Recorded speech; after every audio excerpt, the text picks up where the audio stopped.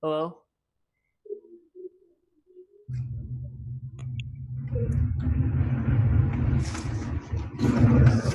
Can you guys hear me?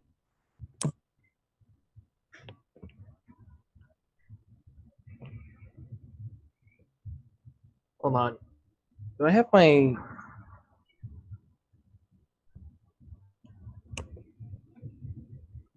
I can't hear you guys for some reason.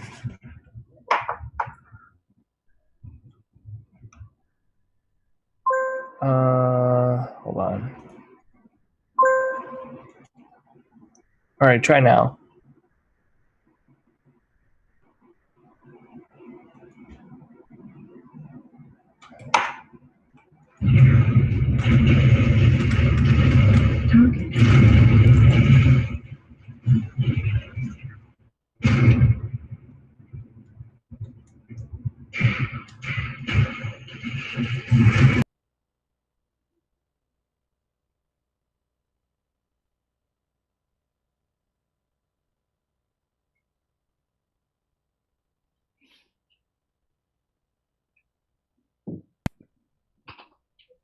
Okay.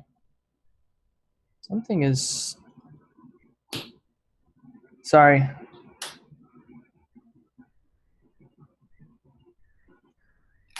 I don't understand. Why can't I get any sound? Hello. Wait, there it goes. There. Hey, how's it going? Hi. That's right. Okay. You couldn't hear me because my never mind. I had something off. Can you hear me now? Yep. Okay. That's right. Okay. I thought it was my speakers going off. Could you mute the YouTube stream? Yeah, I did mute it. I thought it was my speakers. So, Oh. Vaughn, do you know, is there a way, I just changed my name and I know Eric did again, but is there a way to permanently change it or do we just need to sign it or just... It might be if you're logging in to your actual meetings account Uh-huh. that you'd have to change it there. Oh, okay. Okay. Mm.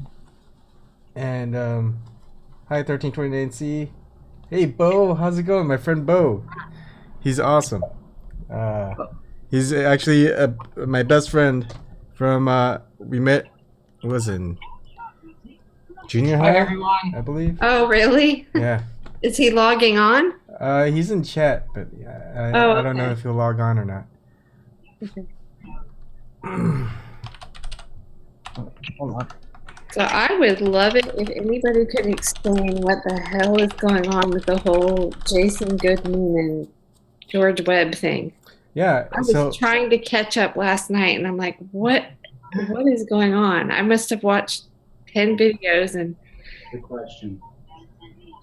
does anybody know? yes. So I've been following that, and it might be a little confusing, but I don't want to get anything wrong. So if anyone in chat wants to join in and make sure that we've got actually 2 people who are talking about it, so we don't get it wrong. Maybe Bullshit Man's here. If he is, he's been following it. No, anyone watching? Okay. We'll wait a little bit, see if anyone else joins. But I mean, I know a little bit. I'm just trying to decipher what's real and what, I mean, it's just crossed over into, I don't know. So if you go to Defango's site, it's Defango, Defango. Yeah, I watched some of his. you can just watch one, which is just, well, actually, it might be better to watch as many as you can, but there's one where it's kind of solved. And he takes you can see what he does is pretty cool because so when I work on a computer, I'm pretty much private. I don't want anyone seeing all my links, my documents, my files, etc. Right. But for him, he does everything live. So he shares his desktop screen so you can see everything that he's doing. So what he did was, I guess they were both Trish, who's with Jason Goodman, and George Webb, have a source, and that source is called the White Rabbit. And it's kind of like the Matrix. So the White Rabbit was also in touch, or at least someone who works with White Rabbit was in touch with DeFango, and so DeFango got the file, a file, but basically it's a zip file from the White Rabbit's source, and I think he was comparing it to a zip file that was pre White Rabbit. So I think there was something out there in Mega Upload about a year ago, and then it went down. So he's comparing that file with the file that Trish had Jason Goodman upload onto what he's saying is Google Docs. And so Yeah, I saw that. How do we know what's real? I mean, I'm also not being a tech person. I'm watching this going, how do we know what's real and what isn't? It's unfortunate. True. I mean, is there one you trust more than the other, or? Well, it's about who's showing us more, right? So DeFango is actually showing us a lot more because he's actually showing the chat messages, his text messages, and things like that. And I think, and there's a lot of I don't know. It's right now. It's at the point where you have to kind of go investigate all the parties involved and then make your own decision. And even me, I've been following it, but I haven't been too deep into exactly everything that's going on. But it's basically someone messed with the files, and I believe Jason is saying it was DeFango, and DeFango is saying it's either Trish or Jason Goodman. So you gotta take one person's word over the other. Okay. Well, look, I don't want to say anything that's. What do I know? Yeah. Jenny, so I think the original dump was Guccifer 2.0. I think that's what Jenny said.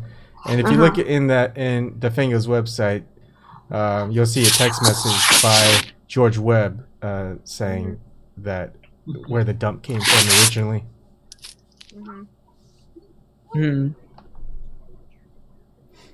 But how do either of them or any of them know that it wasn't tampered with? Well, you just do a file check for both of the files, for the zip files, all the things that are contained in them, and you just check out the differences between them, and that's what he does. Okay, so somebody's got the original and okay. Yeah, DeFango has both the original and the spoofed file, zip file. All right, let's see. You can maybe understand that better than someone like me. So without digging into all of it, and I could probably get Michael to look at it. He could say, yeah, this is legit or not. But for somebody like me, it's like I'm watching that going, I can't make any sense out of any of it. My gut feeling, and I don't want to say the wrong thing here, but with Trish, I don't know who she is. I don't, some of my alarm bells went off with some of this. Like, it sounds a little too good to be true. I don't know. I don't remember. I wish I could pinpoint it. Again, I don't know her. I don't want to say anything bad about her, but there was something else, and it was a long time ago, and it just sort of seemed a little too, I don't know, not trustworthy. And again, I don't know, so if somebody can tell me otherwise. That's just my gut feeling. That I watched a couple videos with her and Jason Goodman, and it didn't feel legit to me. But that's just my feeling on it. Well, to Not be fair, reserving judgment, really. Can someone mute whatever it is? that is. We're getting feedback. Whose mic is that? Eric? Let me mute. No. I don't think it's me. Yeah, it was you, Aelos. It wasn't me. No, It was you. Wait, now it's gone. After I muted you. Let's see if it comes back. Okay, it's gone. Oh, that was really weird. Sorry. All right. That's weird. It may have. Maybe it was just a feedback loop. It could have been. So, like, if I had time, I would find out where the original file was, and also the file that Trish had, and do the same thing, and just do a comparison. And that's basically what the Fango did. But because I was involved in the whole thing before, I don't know where it all started, whether the files that they got it from are still around. I haven't even checked in the description box if they still have if the Fango has links to those files or not. Does Goosefer? No, Goosefer 2's site is probably down by this point now. Yeah, I think so. I just think it's wouldn't somebody on the deep net have archived it though? Deep web. Oh yeah, they do. They archive stuff. That's a smart move. So am I on now? Yes, we can hear you, Broken Carpenter. But of All right, course, the deep net is kind of a nest of spooks in and of itself. So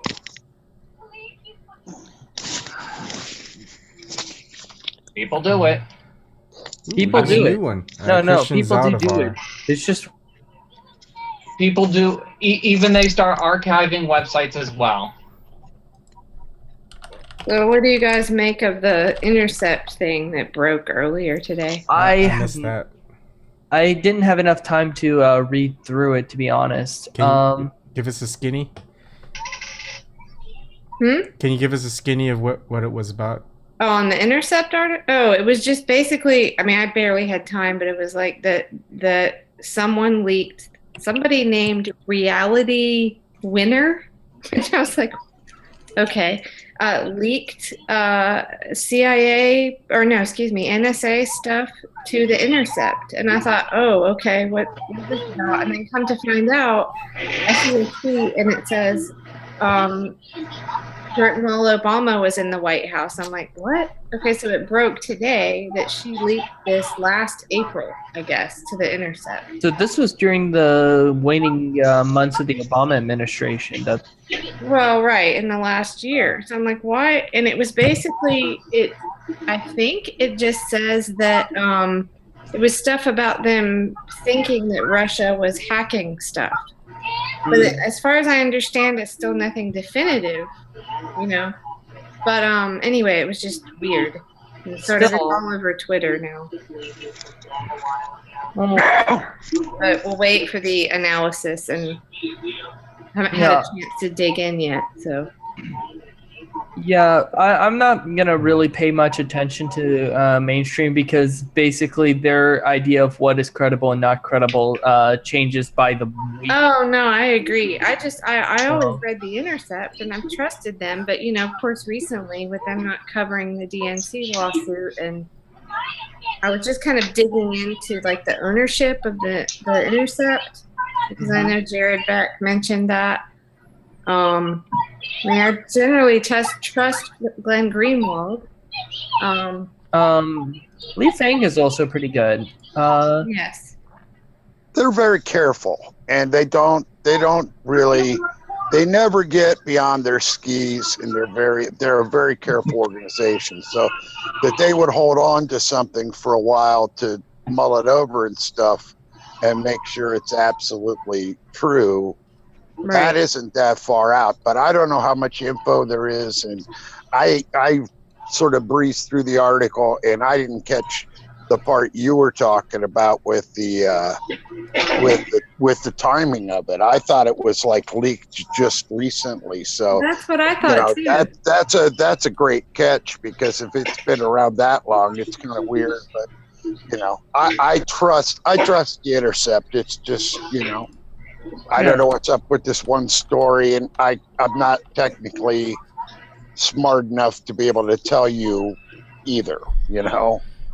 I'm happy I can get on here and do it without screwing up. Yeah. Yeah, I don't know. It's a 25-year-old named Reality. Her name is Reality Lee Winner. But apparently she leaked it to The Intercept, but it was like last April, so over a year ago. So I don't really know why it's come out now. That's kind of odd, but It's not the oddest thing I've heard, though. Believe it or not. does somebody have a TV on or something? I think it's Broken Carpenter, or nope. Oh, No. Oh, come I'm on, sorry, Eric. that was me. oh, I Eric, was watching Daria. oh. I got the. I have the TV on, but I put the captioning on. Oh, okay. It's becoming I was triggered. watching Daria. The TV's becoming triggered. Pay attention to me. So one of the Sometimes I have it on in the background. Sorry about that. no problem. No, that's cool. So one of the crazy things. Oh, hi, Nick. Wait. Economics. Okay. No way. So one of the crazy things that's pretty cool is, and Defango goes into it because he's one of these puzzle solvers for something called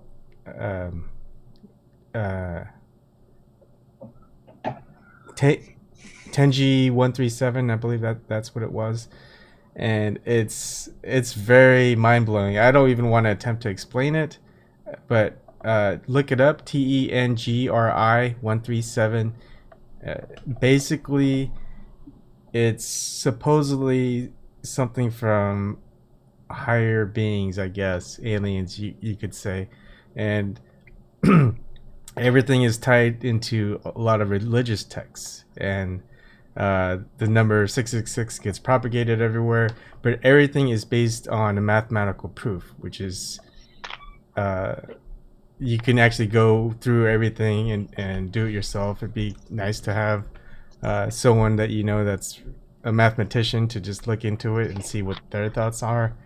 But it's very crazy, mind-blowing stuff. It's another rabbit hole thing. I know Bram's shaking his head. What are you thinking? I like diving into this stuff. I'll go anywhere. I'm sorry. I don't buy any of that stuff. I'm reading. But shouldn't you look into it before you say you don't believe any of this stuff? I'm reading Carl Sagan's Demon Haunted World right now, and it's brilliant the way he just picks religion apart. He picks all of our superstitions apart. He goes into alien abductions and all this stuff, and he picks it apart so beautifully. You've got to read the book. It's a really good read. It's very interesting. I hear what you're saying though, Bon, because it's like I told you when I was in that chat room and people were like comparing the Seth Rich story to the Sandy Hook truthers and I was kind of pressing them like, well, what do you know? And they admitted they know nothing about the case. So I'm like, well, how do you miss it? But I think for me, I have to have so much like real kind of proof. And if I know it's something that I'm going to go down a rabbit hole of like, first of all, if it comes down to like files and all this stuff I'm not going to understand it. That's just not, I just don't. So really if there's I'm stuff, not saying I don't believe it. I'm just choosing I'm choosing to focus on something else I can sort of verify or not verify and let other people that I trust figure that part out. So you know? what do you look for when there's something technical that you can't understand? What angles do you look for? What do you mean for like who I would trust? Say like the whole Jason Goodman and Defango saga. Well, that's what I'm saying. It's kind of new. To me, that's where I'm going. What do I hang this on? You know, like some of the interview, I saw a couple where they were going up to people's houses and they were asking like, who is it? Braverman or somebody that's Erik missing? Braverman, yeah.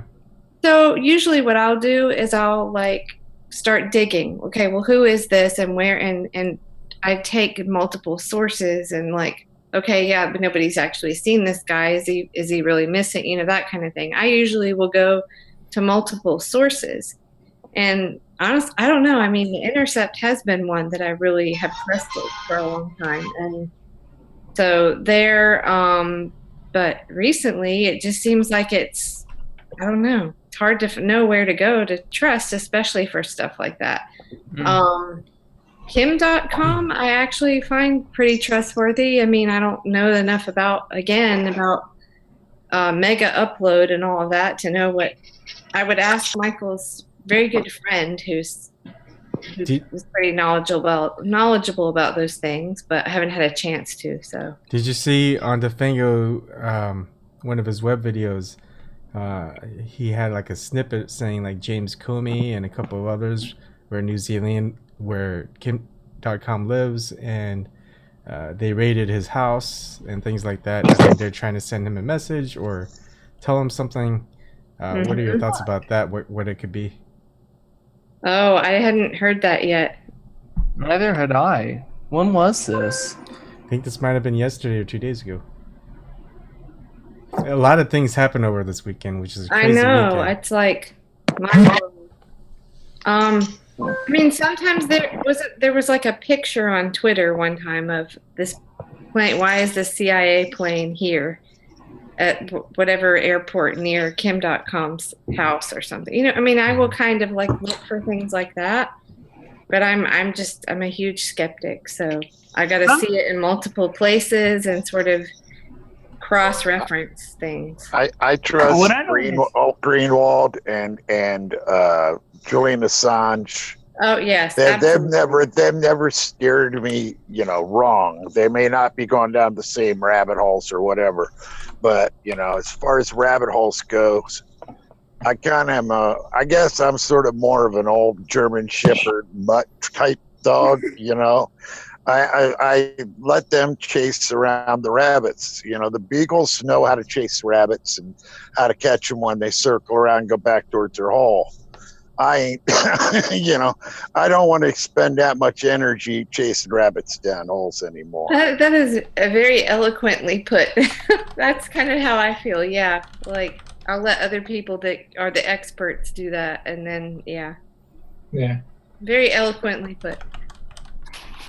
I think it's honestly incumbent upon all of us to be skeptics, though, at least at this point in time, because there's just so much information coming out. We'd be dumb not to be skeptical.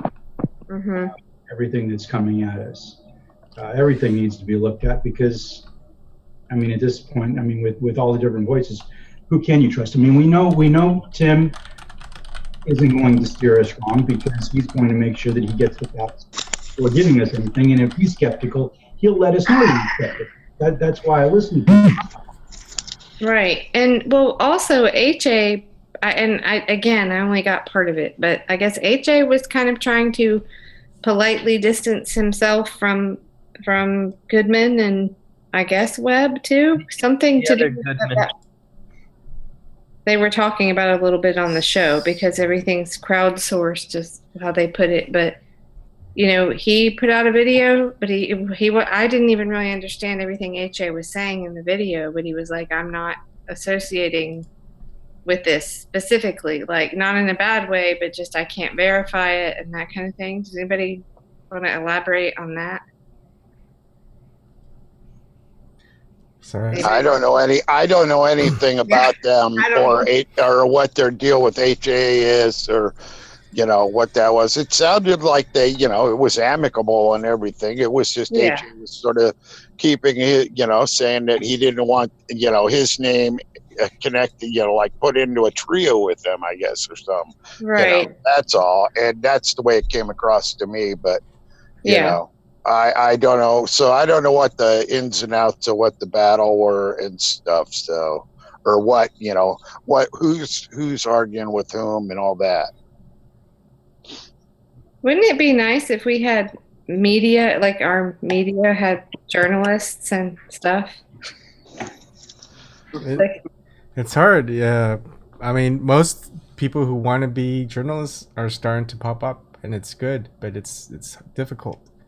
Right. And for some, it can be an expensive proposition to get the training necessary to do it. Yeah. Not only that. I have a friend, my brother's friend is currently a year or two out of college simply because he's trying to pay back his debts by working part-time. And and up to that point, he was well on his way to graduating with a journalism degree. So it's not. Well, So it can be a tricky proposition, even if you're. I guess what I'm trying to say is, even though like now we have, you don't have to go to school necessarily to become a journalist. It can still be a very trepidatious path for individuals who either don't have the funding or know where to look to enter in. Yeah. Much less, parse through the information to determine what's credible and not credible. Bon, were you going to say something about journalism? Or? Oh yeah, and that's just one part of it. Now, I mean, before when you went into journalism, it was all through the old way of doing things. Now you've got a lot of technology. If you want to get in on yourself, you're gonna need to know how to access certain sites, who to contact, email, branding. Maybe if you're working for yourself, you may want to incorporate yourself so you have some type of liability. And you've got a lot of things that you need to do instead of just joining one corporation that handles all of that for you, that they have their own tech support. Now, Right. How are you going to learn to live stream or create your own website and try to monetize it, or try to have subscribers who log in and comment, how to handle the moderation of all that stuff? So, Well, and the other problem is journalism school. So I think I may have said this early on, but so I have a journalism communications degree. And so the whole time and my daughter wants to go into that. And so the whole time during the primary, we were watching and analyzing, we used to have cable. And I was like, what is going on? How is this so biased? And I kept saying to her, I really wonder what's being taught in journalism schools. Like, are they just going to teach like is it an MSNBC training ground? And come to find out, that was her experience at Boston University. I mean, it was very, very biased. Whenever she tried to bring up anything that was at all critical of the Democratic Party or Hillary Clinton, she was labeled like, oh, you must be a Trump supporter. She would get like ganged up on by other students in class. And the professors were like, I mean, it really, and you can look at the student paper there, and it was very biased. They had like one guy that wrote, I think that was like had voted for Trump, but it seemed to fit. It's such a bizarre position to be in now, to kind of see like, oh my God, this is what conservatives have been saying about universities for a long time. Well, I think let's take a minute. Let's introduce Christian Zaldivar. Can you talk? Do you want to say something? Christian? Okay. Hey, can you Yeah, we can hear you. Oh, what's up, guys? Yeah, sorry, Do you want to introduce yourself? Tell us where you're I'm from. late. I'm guessing you guys are just talking. Oh, yeah, no worries, man. I'm from New Jersey. I was the guy that called in. I was the first caller tonight. Oh, okay. Yeah, that was a good call. Oh, right on. Yeah. All right, welcome. We're talking about anything, so if there's like a lull in topic conversations, you want to go back to something, feel free whenever there's like a little lull. But okay, sorry, Broken Carpenter. I didn't mean to interrupt. I was just gonna say, if like I could control like a CNN or an MSNBC or something like that, I would just fire all the top talent, and I would hire live streamers and actual people on the ground around the United States. Mm-hmm. You could hire actual people that are actual reporters for a lot less than they're paying Rachel Maddow to do an hour worth of in-depth television. Or elevation. Rachel Maddow. She has become fake news. I'm sorry, I didn't mean to trigger you. Oh, no, I'm not triggered. I think Vaughn saw something I tweeted a couple weeks ago. It was an old, not that old. I think it was 2005. It was maybe Air America, something that she was on. back in the day. Oh yeah, that's fun. Yeah, to Air listen to. America. Wow, that's God. I feel old now.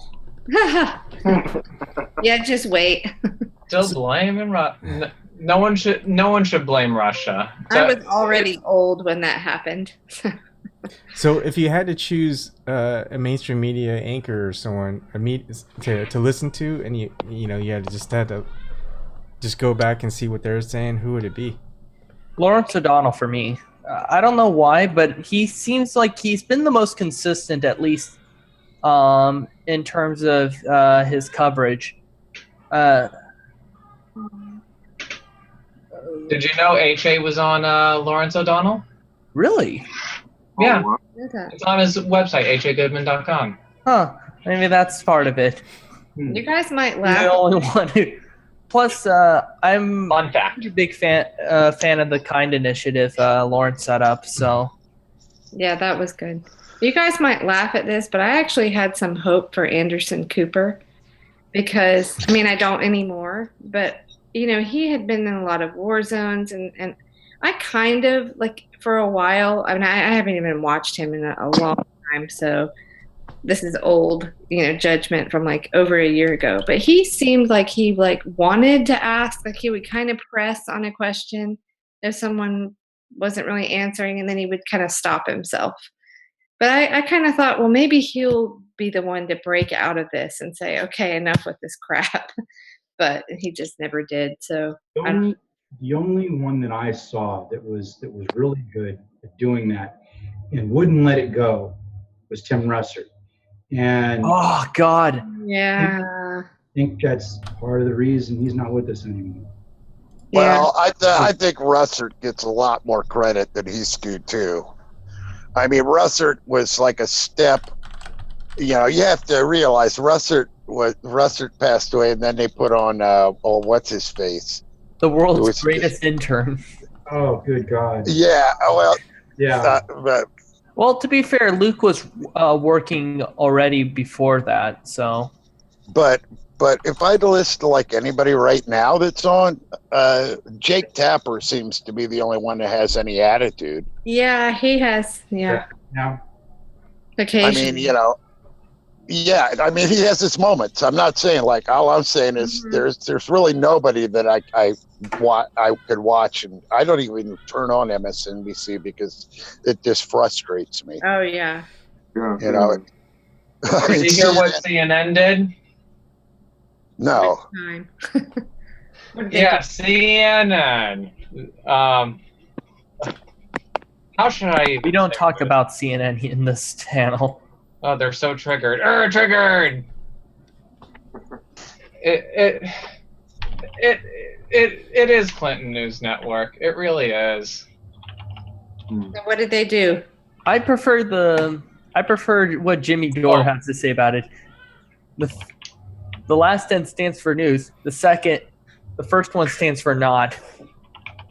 It was about, what was it? I'm trying to remember, since I was busy today and was catching up on a few things.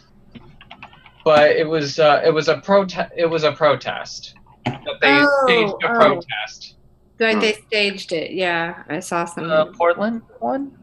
No, I forget where, but I think it was in London. They protested. No, Portland wasn't staged. No, man, Portland wasn't staged. No. Oh yeah, no. That was. It was My brother had a friend who was. No. Let me retract that. It wasn't a protest. I think it was something else. Yeah, it was a free speech rally.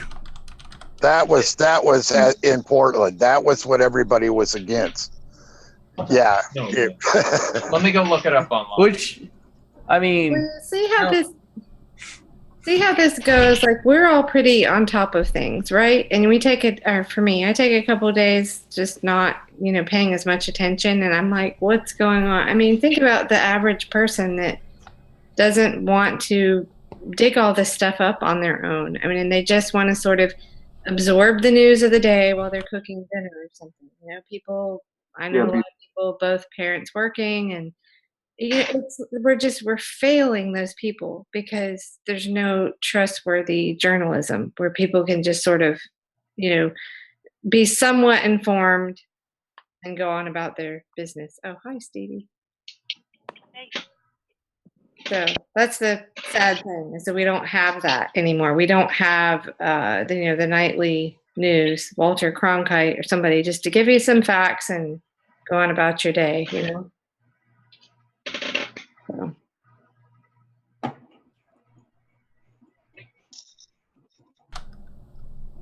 Sorry, I had to step away for a bit. That's okay.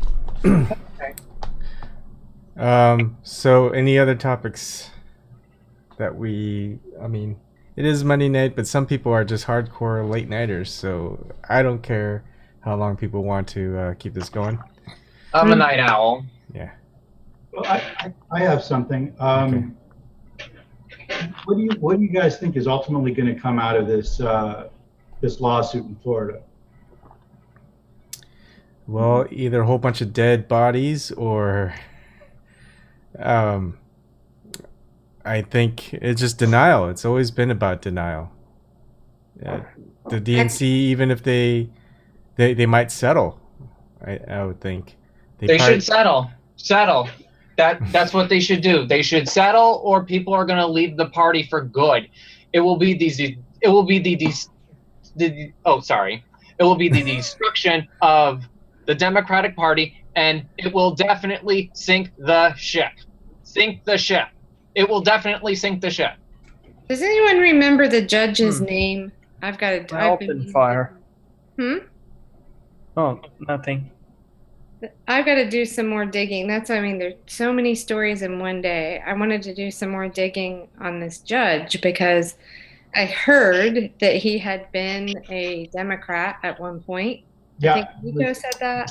Yeah, he was a Democrat and then became a Republican, and the reason he cited was the amount of corruption he saw in the DNC. Wow. Yeah. Well, and the transcript. I mean, if you go through the transcript, it reads like he's definitely at least entertaining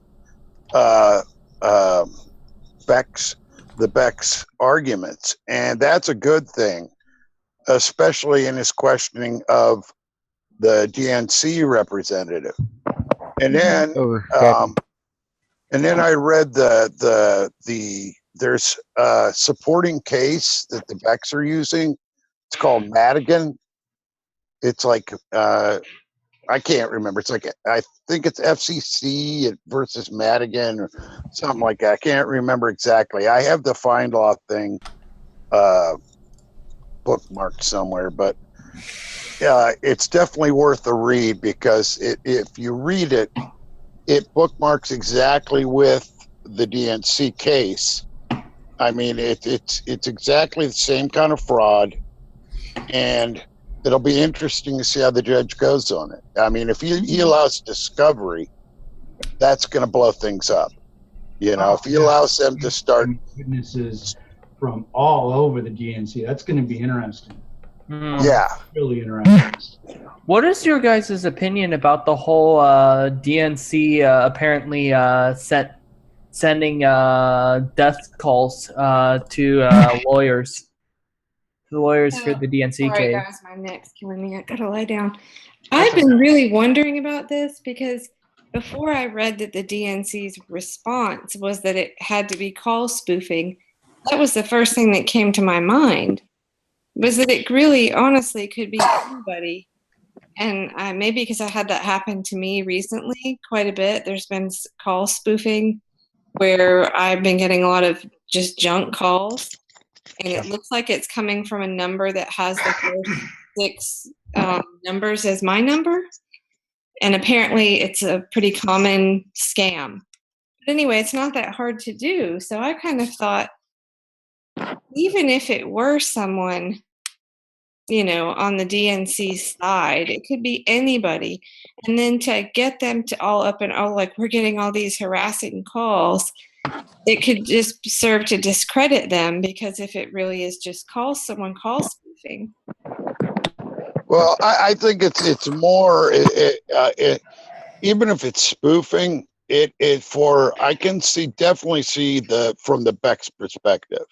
I mean, they're not like some sort of giant organization with a zillion people working on it. So I can understand where they're coming from, and even if it's spoofing, either way, it's a form of harassment that is sort of terroristic. I'm gonna mute for a second. I need to move. Are you guys out here? Oh. She needs a lazy boy. She needs a lazy boy chair. No, it's weird. I don't want to be in my bedroom. Yeah, that's up to you if you want to show us those highlights. I don't really care, but my. Oh, okay. Hey, can I get a mic check? Can I get a mic check? Yep, we hear you, James. You're great. Aloha. Perfect. Okay, so you guys know what a blind line is? You ever heard of a blind line for making phone calls? Okay, I'll tell you what it is. It means that you call and it says unknown on your phone. You ever seen that? You ever seen that?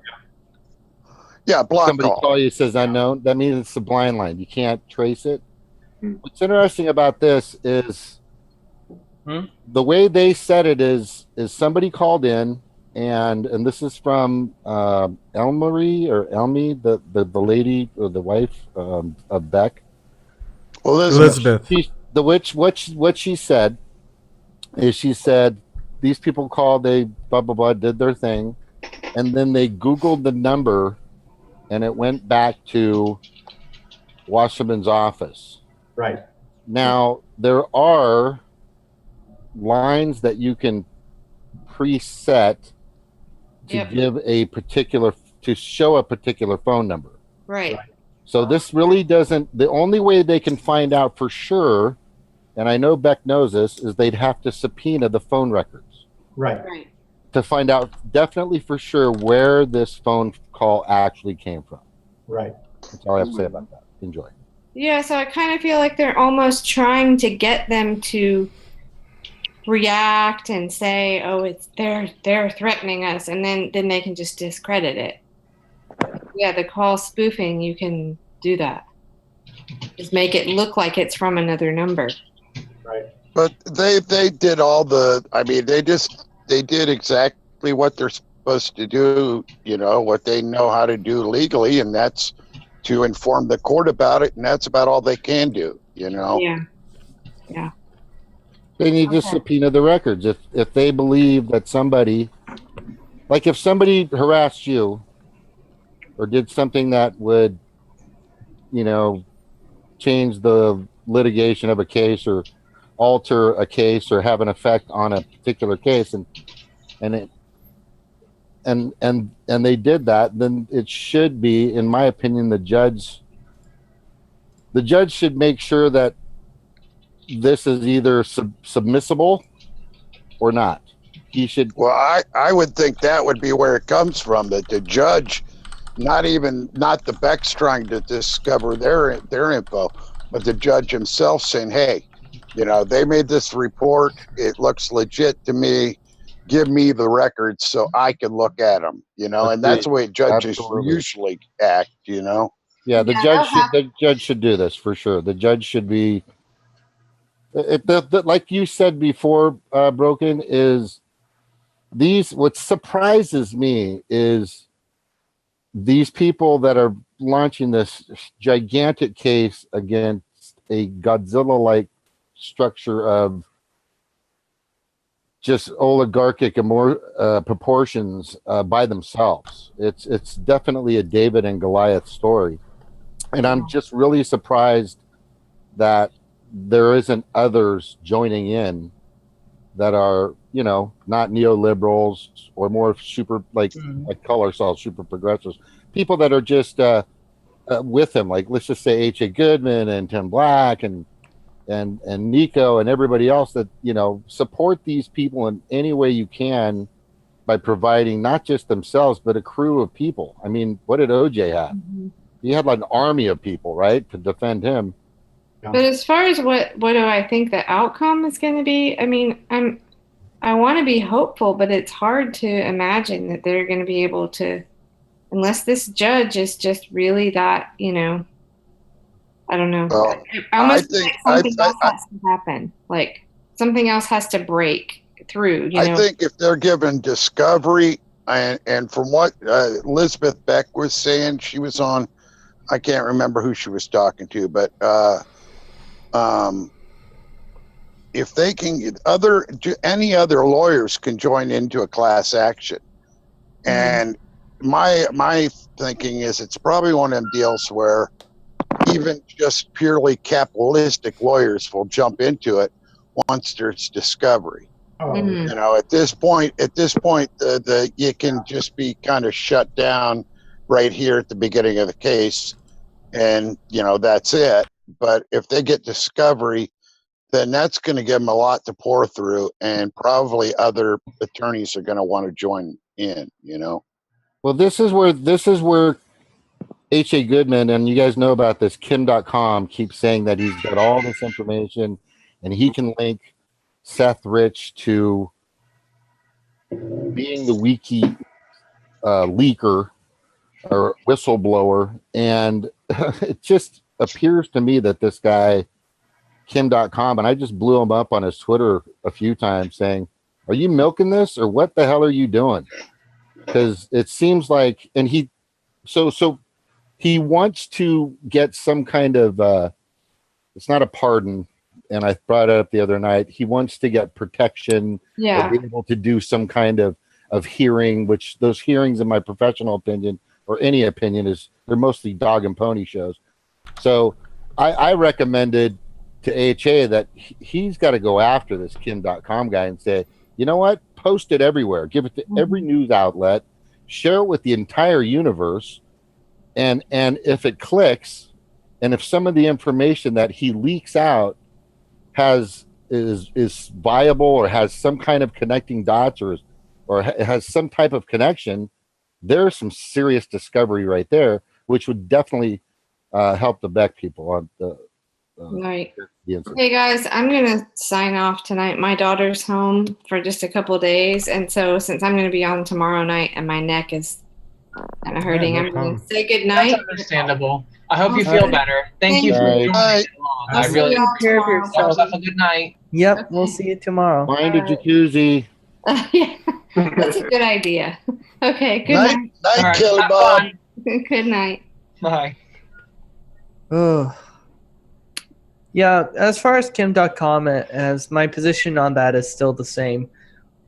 Hey, I'm not saying that Kim.com's a fraud. I'm not saying that Kim.com is trustworthy. What I am saying is that if he has evidence, he needs to bring that forth. And if he refuses to bring that evidence in a timely manner, then, you know, fate will do with him as it decrees. Until that point, it's best to err on the side of caution and exercise patience.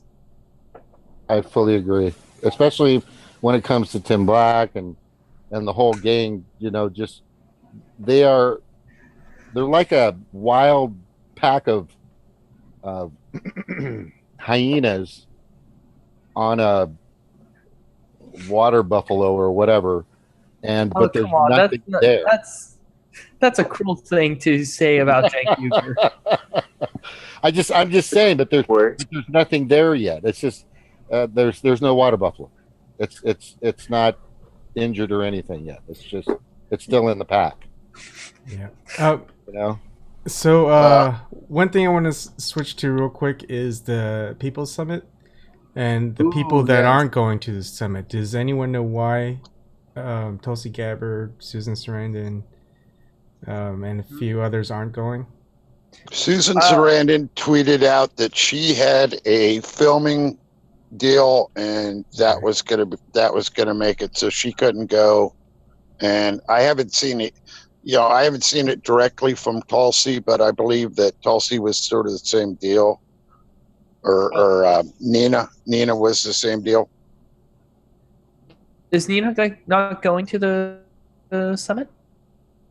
I thought she was. I thought it was Tulsi Gabbard that wasn't. Oh, maybe it is Tulsi. I don't know. I don't really. Like I said, I don't know which way her.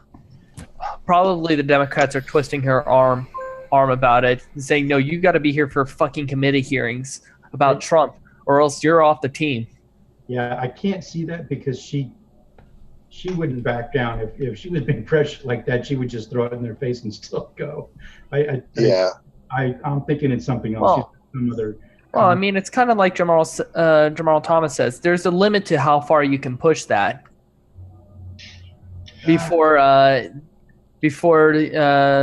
that comes back to bite you in the ass. And so this may just be that cool-off period. I don't know. She's got a lot of support, and I don't think the Democrats would be stupid if no. Well, never mind. I take that back. They would be stupid enough to push it. They're not very bright. You never underestimate the Democrats' stupidity. That's an excellent point. I would make a suggestion. If the Democrats are really going to give her a hard time, if they really are, she might as well jump independent alongside with Nina Turner. Especially is when Nina Turner independent now? I wish. No, she's not. But if the Democrats if they keep treating her like crap, she should just run as an independent. Yeah, I agree with that. I completely agree with that. I mean, if the Democrats are going to still constantly keeps the spit and the stomp behavior, just might as well run independent party. Yeah. I don't know. That she might very well be able to. Go ahead, Stevie. Sorry. Let Stevie go. She was gonna say something, Daniela's. Mm-hmm. Oh, I was just gonna say that it doesn't seem like an accident that some of the biggest names, left-leaning, are not going to show up. I mean, those were some pretty hardcore, like Bernie supporters, and they're not going to be there. Like 3 of them. I don't know. That seems like maybe I don't know. Maybe it is just a coincidence. Yeah, I mean, it could be. I wonder too, but I'm not sure. I mean, what exactly? Maybe I'm out of the loop, but I am out of the loop. I'm not sure exactly what the People's Summit is. Like, what all goes on there? They had one last year, and it's Bram. Do you know? I don't want to say and get something wrong, but if I remember correctly, last year's was kind of about more of a grassroots type movement of trying to get people looking at different issues and trying to pick certain issues that they were going to pressure politicians on by getting their constituents to go after them, those kinds of things. I think this year's is supposed to be more along those lines as well, kind of pushing for universal health care, increasing the minimum wage, that kind of stuff. I think they're still on board with that. I think there are also some more environmental concerns that are coming into this year's topics as well. I think if you think of it, it's kind of like that Nira Tandon AstroTurf Ideas Summit thing, except for this is actually grassroots kind of, right? More how the left should approach the upcoming politics. Right. Yep. Yeah. Well, I'm reading it. There is a website. You can actually go and take a look at what they're. Yeah, I'm looking at it right now. So the call for the People's Summit, building the political revolution. Of course, Bernie's going to be there. Right. Rosario Dawson's going to be there. Oh, Rosario Dawson? Yeah, but Van Jones is going to be there. Is Hillary Clinton going to be there?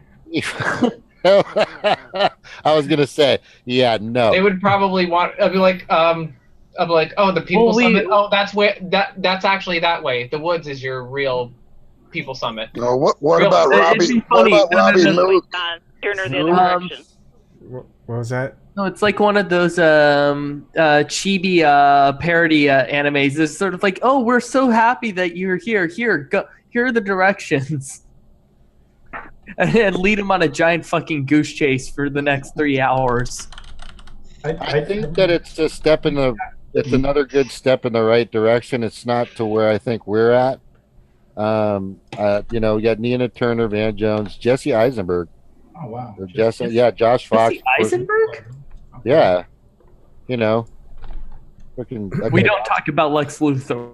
I know. That's rule number one. We don't talk about that. And a few other people and some names I think I've heard of. Definitely, most of them are definitely left, definitely progressive, but not super progressive. I think they're Robbie Mook and Kaz. Yeah, you mentioned that. Let me just check. No, they're not. nobody either. Wait. No, wait. Ted Nugent's going to be there. Hold on a second. What? Yes. No way. No, I'm kidding. I'm kidding. I was about to say, you don't scare me like that. So what do you think would happen if people like Robbie Mook and Hillary Clinton or Debbie Wasserman Schultz went to the People's Summit? You know, that would be very sad. That would be just. I'd actually laugh a little bit if Ted Nugent went there just to fuck with some ads. I think all three of them would get booed. Yeah. Oh, for sure. Yeah. That's it. You know, sadly, I think Perez might try to slither his way into this thing. Bernie, you gotta let me in. We need to show him how we lead with our values. Yeah, Danny Glover's Yes. going to be there. Danny Glover's going to be there, which is going to be good. And a few other people, but it's in its about site. I'm not going to read the entire thing. It's a lot of reading, which I don't feel like doing. But it's putting things up like anti-corporatist politics, organizing and building power, you know, green, anti-Wall Street, you know, a lot of stuff, Medicare for all, which is good, debt-free higher education, you know, some good things that I think we're all kind of leaning towards. I mean, if that's what we get stuck with, I'm fine with it. That's, you know, it's not Jill Stein. It's not, you know, Tim Black's not up there. H.A. Goodman's not going to be there. You know, Debbie from Same Progressive. You know, but I don't know I if thought Debbie was going. No. Who? No? No, she's not. Okay. It's in 3 days, 12 hours, and 45 minutes, and 23 seconds of counting. Yeah. Yeah, but anyway, I mean, I mean, when people, this is what gets me is, we still have a two-party oligarchy. We still have one party posing as one, from my perspective. It's a corporate party. And yeah, and the biggest thing is as I said the other night, is you can have pitchforks in hand, you can have, you know, shovels, and you can go storm the hill, the lawns of Congress, and the whatever, with millions of people, but these people are prepared for a revolution. Yeah, they've been building FEMA camps for the past 5 or 10 years to house a rebuttal, to house the people that are going to protest against this oligarchy. And the only way that you're going to separate Democrat and Republican, or to get them to look and turn or just pay attention to us, is you've got to bring in a third party or a revolution, a physical revolution. I mean, what other, and because you're not going to be able to change the minds of judiciaries and legislators and executives from the federal to the state, to the county, to the city level, that are finding ways with these contractors and these lobbyists to get 6-7 figure paycheck, or find ways to elbow, to grease each other's back pockets. It's that way on both sides of the aisle. So the hardest part for us in this nation right now is bringing in a third party. Whatever we do, we're both going to work together to squash any third party, and that's another problem. That's it. I agree. Third party is the way to go for 2020. I don't even think it's the third party for 2020. I think it has to be independent. Independent, yes, like I've been saying. I mean, Tulsi Gabbard and Nina Turner, they could turn things around. They both can. Okay. FDR, when Truman was his VP, he put Truman on war profiteers, and Truman ripped them. I mean, he did it. He really did sort of rip into the profiteering angle during World War II because, one of the issues there was all the labor was taking uh, uh, uh, freezes in wages and everything. The companies were, expecting less. And anybody that cut edges during World War II or tried to cheat the system, they were sort of called out because everybody was sort of had skin in the game in a way that was very personal to them, and it isn't that way now. So I don't know that Yeah. it's possible again, but it's been historically done before. I don't know if like even if third party or doing anything political exactly is like I don't know, I feel like we're just going after the middleman, like the real people in power are the people with money, and I feel like that's the only language that they can speak is like screwing with their money or screwing with like like what we do with our money, how we spend it or whether we spend it. Like I just feel like these politicians, I just feel like they're the middleman. I don't know. You're totally correct. I agree. Like you want to mess with like look at Bill O'Reilly, go after the advertisers, he's gone. Like we really do have to be more careful with the way we spend our money and like be aware of like the consequences of like like we know like if you shop at Walmart you're feeding the beast. But a lot of people don't have that luxury, and maybe like doing some kind of outreach to like I don't know. That's what I'd like to do is like just like see people more educated about like the way they spend their money and how it affects their politics. Yeah, that's a good point. Great point. But as far as like politically, like I'm a firm believer in third party because right now we're basically cornered between two parties. We need like another route. I actually 100% agree with you on that.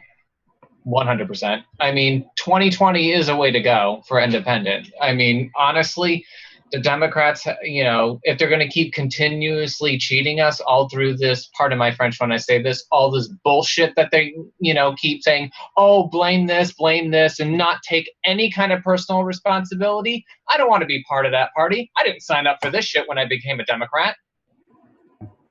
Mm-hmm. Completely. I mean, like here, I've been putting up with Democrats like Joe Manchin and Jim Justice, and then people were saying, "Well, where is your loyalty to the Democratic Party? Well, where's their damn loyalty? Where were they when our water got poisoned? Where were they when all these coal mining industries came in and took our land and all this? Like, don't lecture me now about loyalty." They want our votes, but we're just supposed to blindly give them our loyalty. Give me a break. Give me a break. That's ridiculous. It's absurd. It is blind trust. I mean, it kind of pries upon other people's weaknesses and gullibility, and that's completely wrong.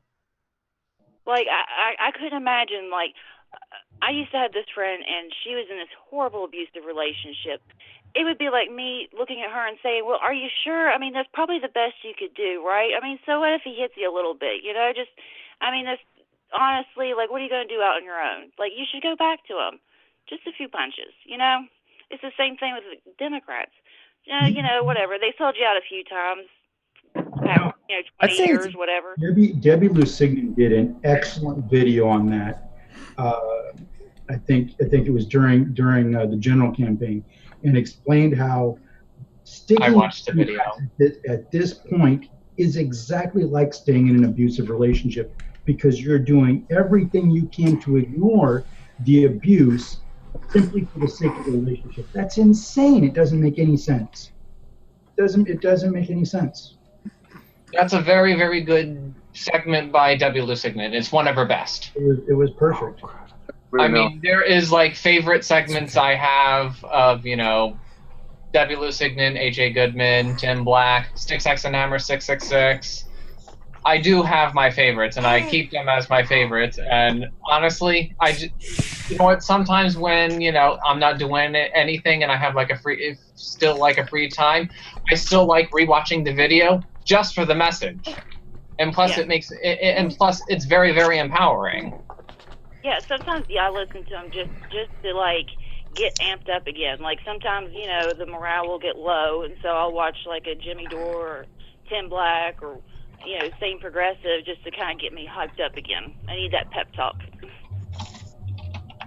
Yeah. So I watch a documentary on the Philadelphia Flyers of the 1974, 75 season when they won the Stanley Cup, and they made their bones as just a hard-hitting, brawling team. They changed all the rules of hockey. It was great. So here's what I looked up. You know me, I'm always looking up shit. So who is the only president that was, don't say it yet, you know the answer, that won as an independent? Washington. Thank you. George Washington.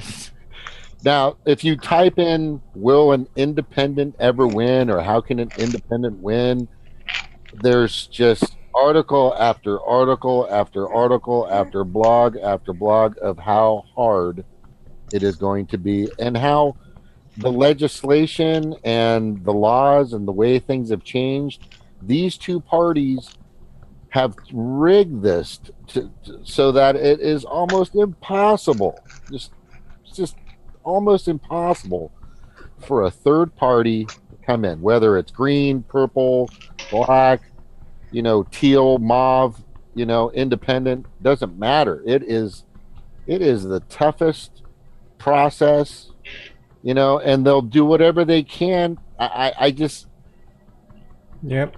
it's just, and I hate to be negative about this, but I mean, what the hell have we dug? What kind of hole have we dug ourselves into?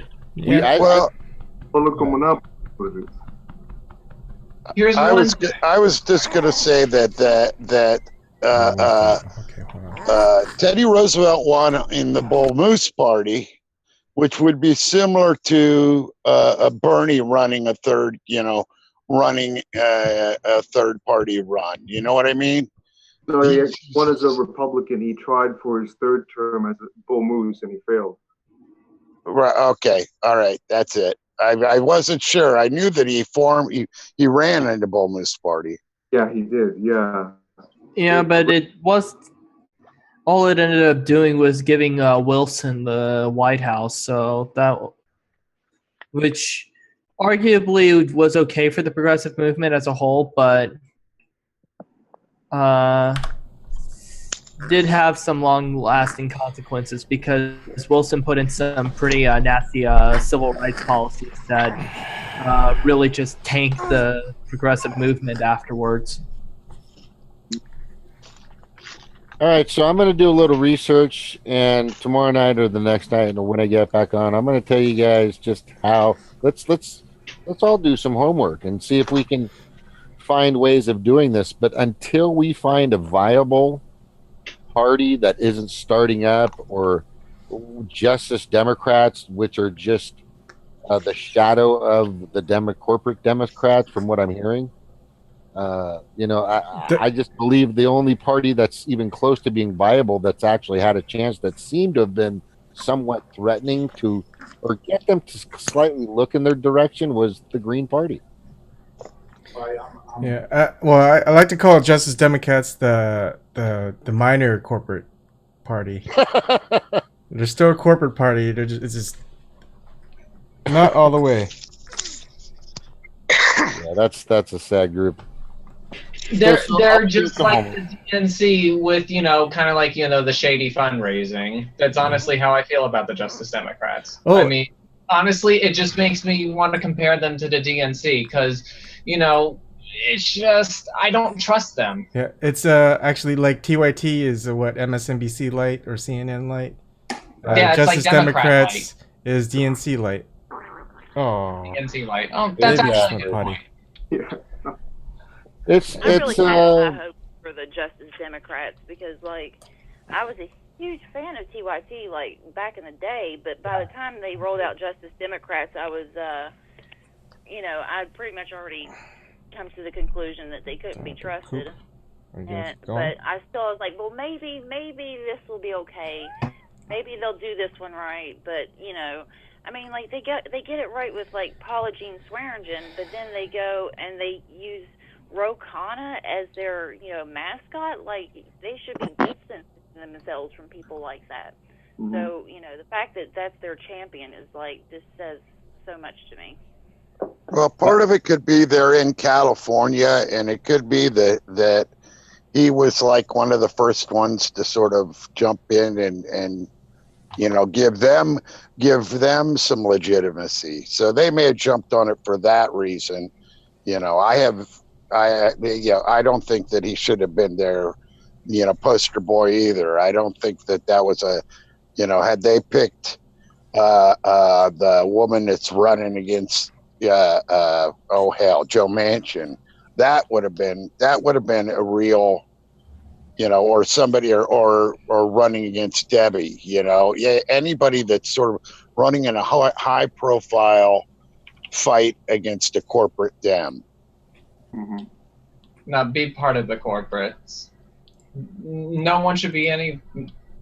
I mean, it's kind of hard to explain. So I'm going to say that one.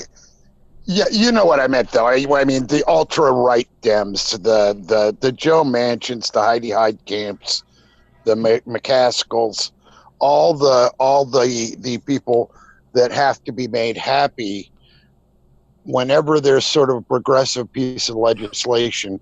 There's always some people that, they have to be sort of coddled into it. And so they add on a bunch of crap that takes out everything progressive about a certain bill. They're just poison pen legislators.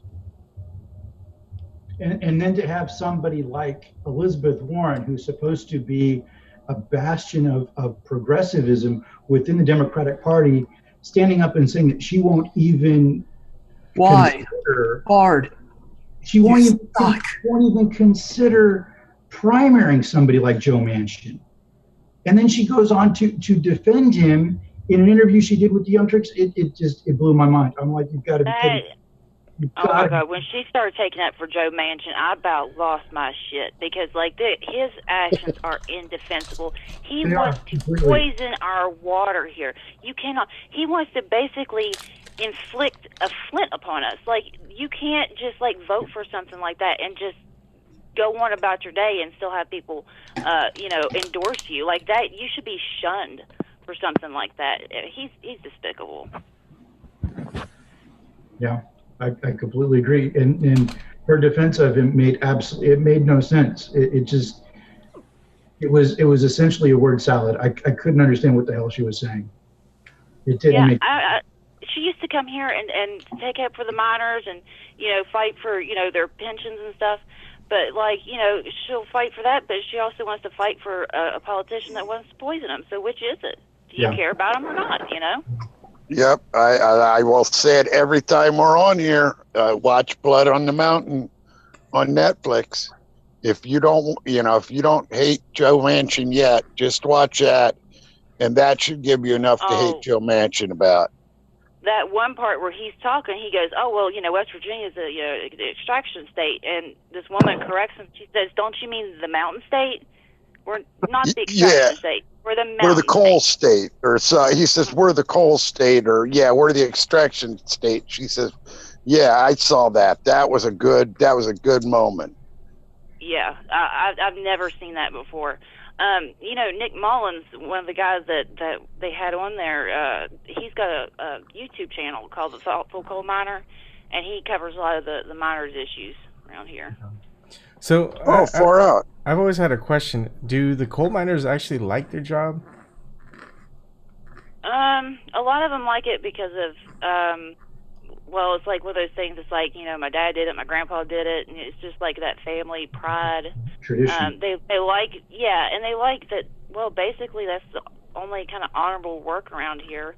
If you don't do that, you're stuck in like fast food or Walmart. So, I mean, they see that as a job that they can have pride in. So, yeah, they like that, and they like the fact that it's decent pay around here. So, I mean, but like you heard that one guy in the Bernie town hall.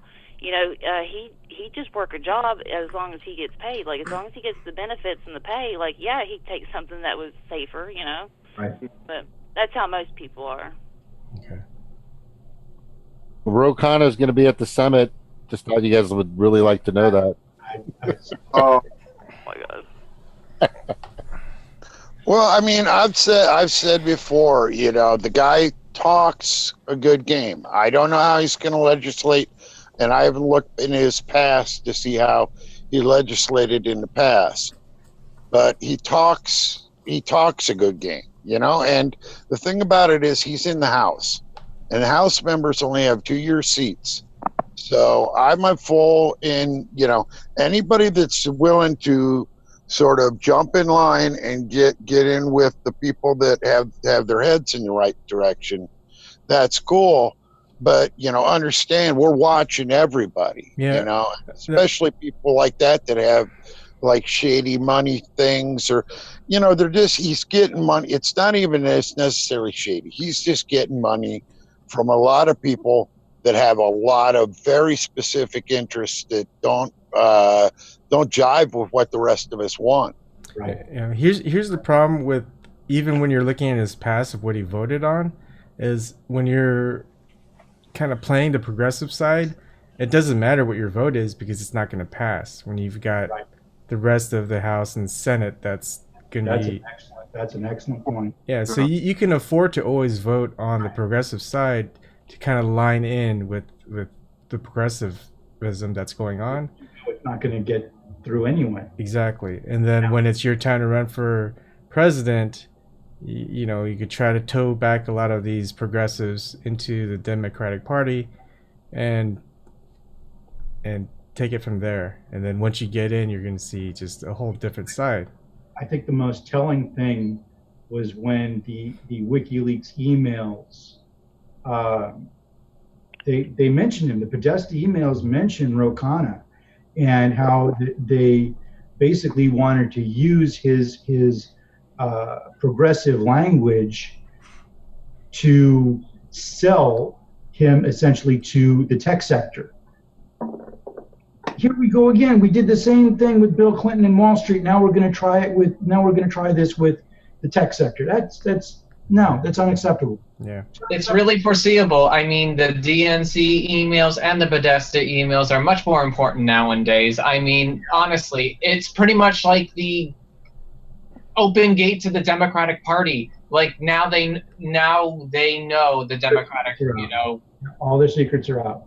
All the secrets are out for the Democratic Party. And the thing is, they have interest, like their interest in whether the internet is throttled is whether it's going to affect their business. If they can get a corporate edge by always not being throttled, and everybody else is at a disadvantage, they won't be against something like that. That's and issues of privacy, issues of patents and trademarks and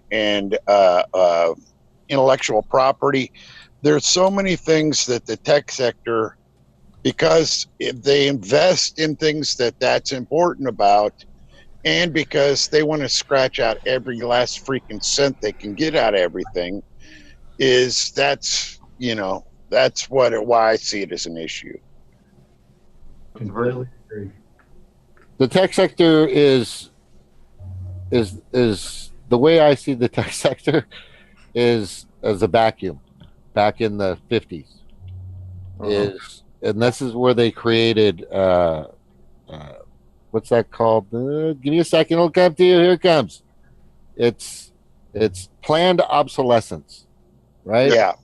So the tech sector knows that they can make household goods and products and technology and phones and LGs and GEs and all this other stuff, and they're looking for the right people to put in power to kind of deregulate, like Trump is doing right now with pollution and everything else from these larger other companies that are polluting.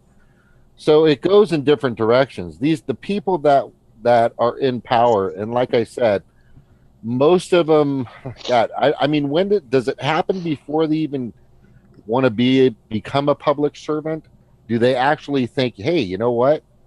I think I want to own a mansion and a yacht, and I'll be Elmer J. Fudd or whatever, and I think I want to be a politician, because right now that's one of the biggest investments you can make is to be a politician these days, because politicians 20, 30 years ago weren't rich billionaires, right? They just started to make a good chunk of dough. I mean, more than, I think it's like 75% of them are million. I don't know, just a god awful amount of them are making a shit ton of money, and this is just the money we can see.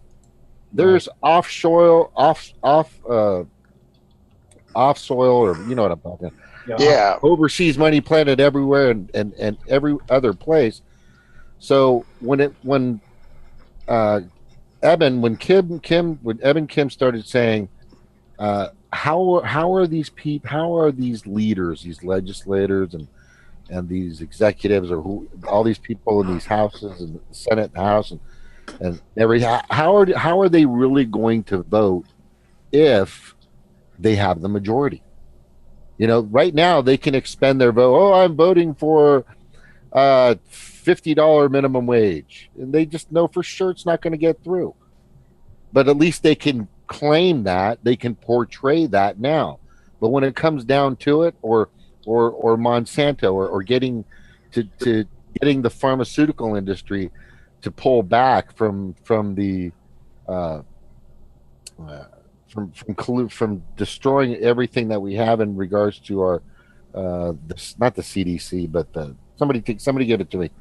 You know what I'm talking about? The medical association, or The whatever. FDA. The FDA. Yeah, it's how they're so colluded with the FDA. I mean, what kind of legislator, or what kind of executive, what kind of judiciaries are we freaking raising in this country? There's nothing out there to hold them in check. That is one of our biggest issues. We can't. I think they've made it that way. I think over time they've just made it that way. I mean, how do we do it? No answer. Well, I mean, I could go 1,000 different directions on that one, but I think right now this is a great time to live as far as what we might be able to change. Right. You know what I mean? We're in a good position to change things because we have a Trump, because we had a Bernie go through what he went through. I think we're in better shape than we were like in the middle when Occupy happened. Yeah.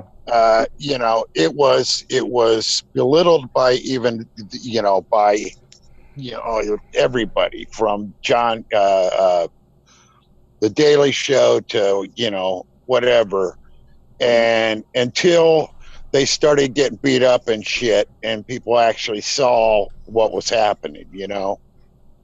It might take, I think, if we do get something that's someone, say, progressive or libertarian, someone that's not part of the duopoly, it has to be really big changes. It can't be incrementalism.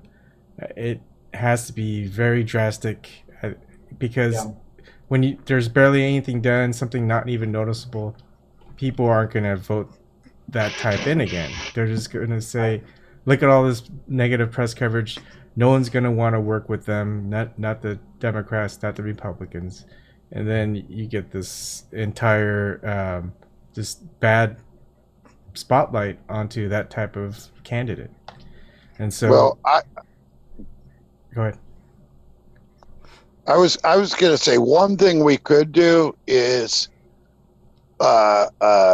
forcing the corporations to do what unions have to do. For unions to fundraise for their PAC, it has to be a separate thing.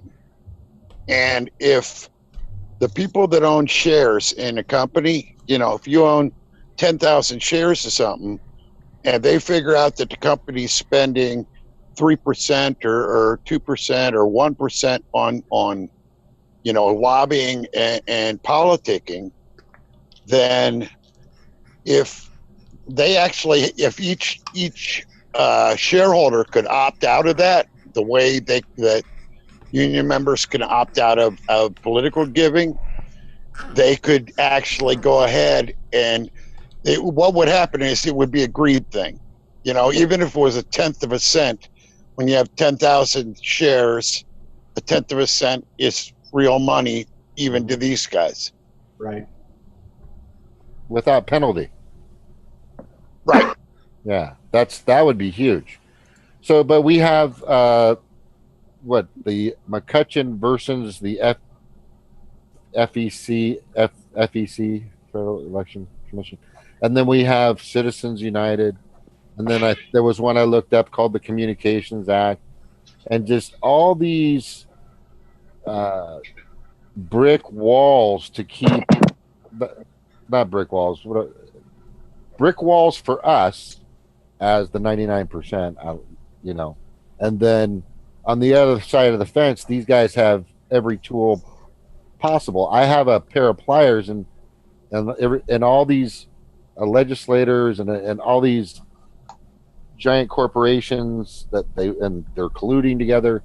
They're driving around in Snap-on trucks. If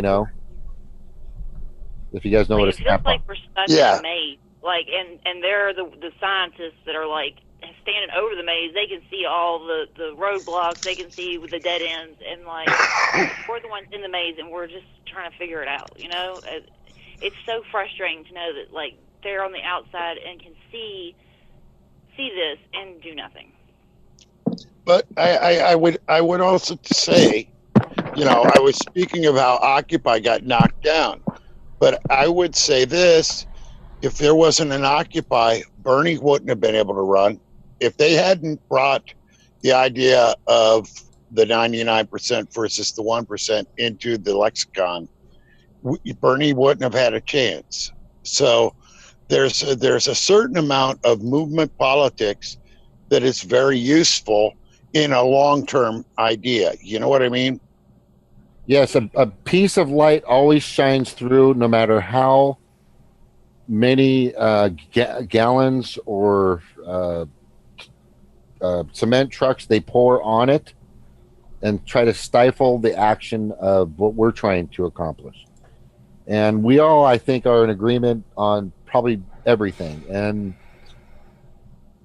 I don't know if you guys have ever looked at the platform of the Green Party. And I voted Green. I just got to tell you right now. That's all, I had to do it. But the thing was, is I truly believe that, and I still to this day that I don't see any other way to move forward without getting to see a threat from another party that actually has the ability to win a primary. Right. I mean, does that make sense to anybody? Yeah, it does. Yeah. There's no way in hell. My sister was pissed off, man, when I jumped her Democratic bandwagon, and my mom was cool about it. It's because I get it. They're all just a bunch of crooks out there anyway, Jim. I understand. But my sister was so hell bent, and my brother used to be a Republican. But the thing is most of the people that I used to have as friends, and I have close to 5,000, and I've said this before, quote unquote, friends on Facebook. A lot of those, because I was like a super Democrat just a year ago. I wasn't a Green person. I wasn't a Bernie person. You know, I was just blinded by Rachel Maddow and was gung ho with everything MSNBC was spewing out, and then all of a sudden, I think my cable went down for a while, and I started watching, yeah, exactly, and I started watching YouTube, and I started putting these pieces together, and then I started to listen to these people on my Facebook going, "Are you getting it yet? Are you seeing the two-party oligarchy? Are you seeing what's happening?" You know, and I felt like I said the other night, you know, I feel responsible for the stupid crap that's been happening in this country for so long. You know, when I used to work in this big Bellevue condominium place, there was another security guard concierge that was talked about the whole duopoly, and it's all controlled by one party. And this was, I think, in the very early 2000s, maybe 2003. And Wow. I was like, this guy's kind of a little loony, right? And but now I'd be like, man, where did this guy get all this information from? Because there wasn't a YouTube back then, and I was just, well, back then I wasn't really into politics or anything like that. It was just kind of trying to survive out there, right? Yeah. So it's everyone's been through it. I don't think there's many of us. I'm pretty sure that there's just a few of us that have ever really started out and just knowing everything was rigged from since they were like a kid.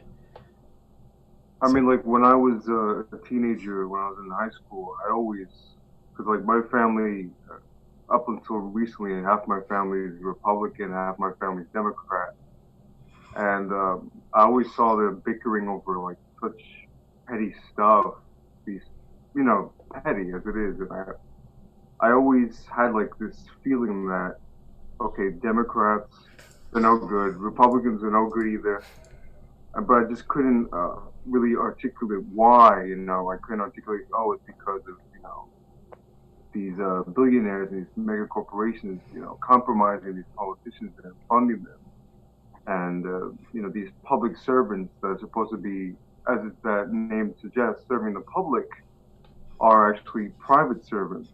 And it wasn't until Bernie where I finally realized, okay, this is what it is. This is why the system is as fucked up as it is. It's because of Citizens United, because of this, as Jimmy Dole likes to say, crony capitalism, if you will, where corporations are just running amok, where banks are just running amok with everybody, and it's like what Occupy articulates 1% versus the 99%. Yeah. Now the interesting thing though is that I have Republicans in my family, and I used to always hear them talk about how bad crony capitalism was, and I didn't realize it then because I just started taking economics, and what I learned and discovered is that crony capitalism is simply late stage capitalism. There's really no way around it. You let capitalism go on long enough, because of the way it concentrates and consolidates wealth and power at the top, you're always going to end up with crony capitalism. There's no way around it. The only way to rein it in and contain it is through socialism. That's the only thing that has ever worked. And that's exactly why Bernie was my candidate, and why I gravitated him to him so quickly is because he was the only one giving a voice to that. Yeah, and he isn't even talking about being a radical. He's a democratic socialist. Right. That means a socialist. That basically means there's a few things in life that people need that we're going to not call commodities. Right. Exactly. Yeah. I mean, he wasn't like as mainstream media tried to paint him as an extremist, like what you just said, Broken. He's really more of a centrist more than anything, because I mean, I think his max bracket was like, what, for the richest of the rich was like 54%, whereas you had Republican President I think Eisenhower was like 89% taxing on the richest of the rich in the country. 92. 92. Oh wow, even 92. then more. Yeah. Yeah, so like you said, he wasn't like asking like this radical. It was just more common sense legislation that most everybody agrees with. And going back to my family, like in the general, we all voted for three different people. My mother, my father, myself, we all voted for three different people. But in the primary, we all united for the first time politically on one candidate, and it was Bernie. Yeah. Yeah. I think he was the first politician I ever heard that didn't actually shame me for being poor. Like everybody else I've ever heard was like, get a job or get a better job or just stop being so damn poor. Like he was like, hey, there's a reason why there's so much poverty, and it's not just you. Like I always just thought it was just like a local thing. Everybody else was fine, and it just blew my mind how honest he was about it. The poor aren't running around with fairy wands that they could have waved at any moment to not be poor. I mean, it is how it is because, much like he says, if the capitalist system, if let go unchecked, and that was, from Carter on, that's kind of what happened. Is we've been in a continual deregulation of these people to the point where they're behemoths that threaten our economy and everything else, and it's not the right. Nobody in a democratic society should have so much power that they could wreck a country. Yep. No, you're absolutely right. Yeah. I agree. 100% agree. Okay, so especially not if there's hungry people. Exactly. Yeah. So right now we're at, and I lost this word the other day, and I hate when I do this, and I think I blame it on the early '80s and the early '80s and the '90s. I had a good time back then. Just want to let you know. So we're at the precipice, right? You guys were saying earlier, Broke, you were saying earlier, we're at that time. Trump has just kind of just slapped everybody, like woken everybody up. Occupy kind of started, brought a little light, a little more light. 99% came.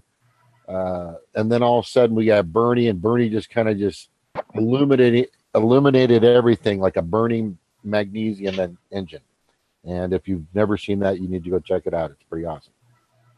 So we're at that point where it's either we make the right choices, and like Evan Kim said, it's not little things like the Democratic Party recently did for us with, I believe, Obamacare, was just appeasing us, which I think the Democratic Party has been doing for us for a long time, just to keep us in the caucus, just to keep that caucus moving.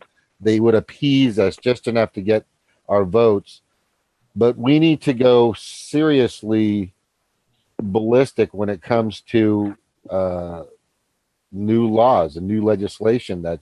That's just, we have to make a giant leap, because we're at that point to where if you just say, oh, we're just going to do a little bit of deregulation and to take away what Trump just kind of screwed up on, and maybe we're just going to pull back a little bit, no, we're at that point to where it's do or die.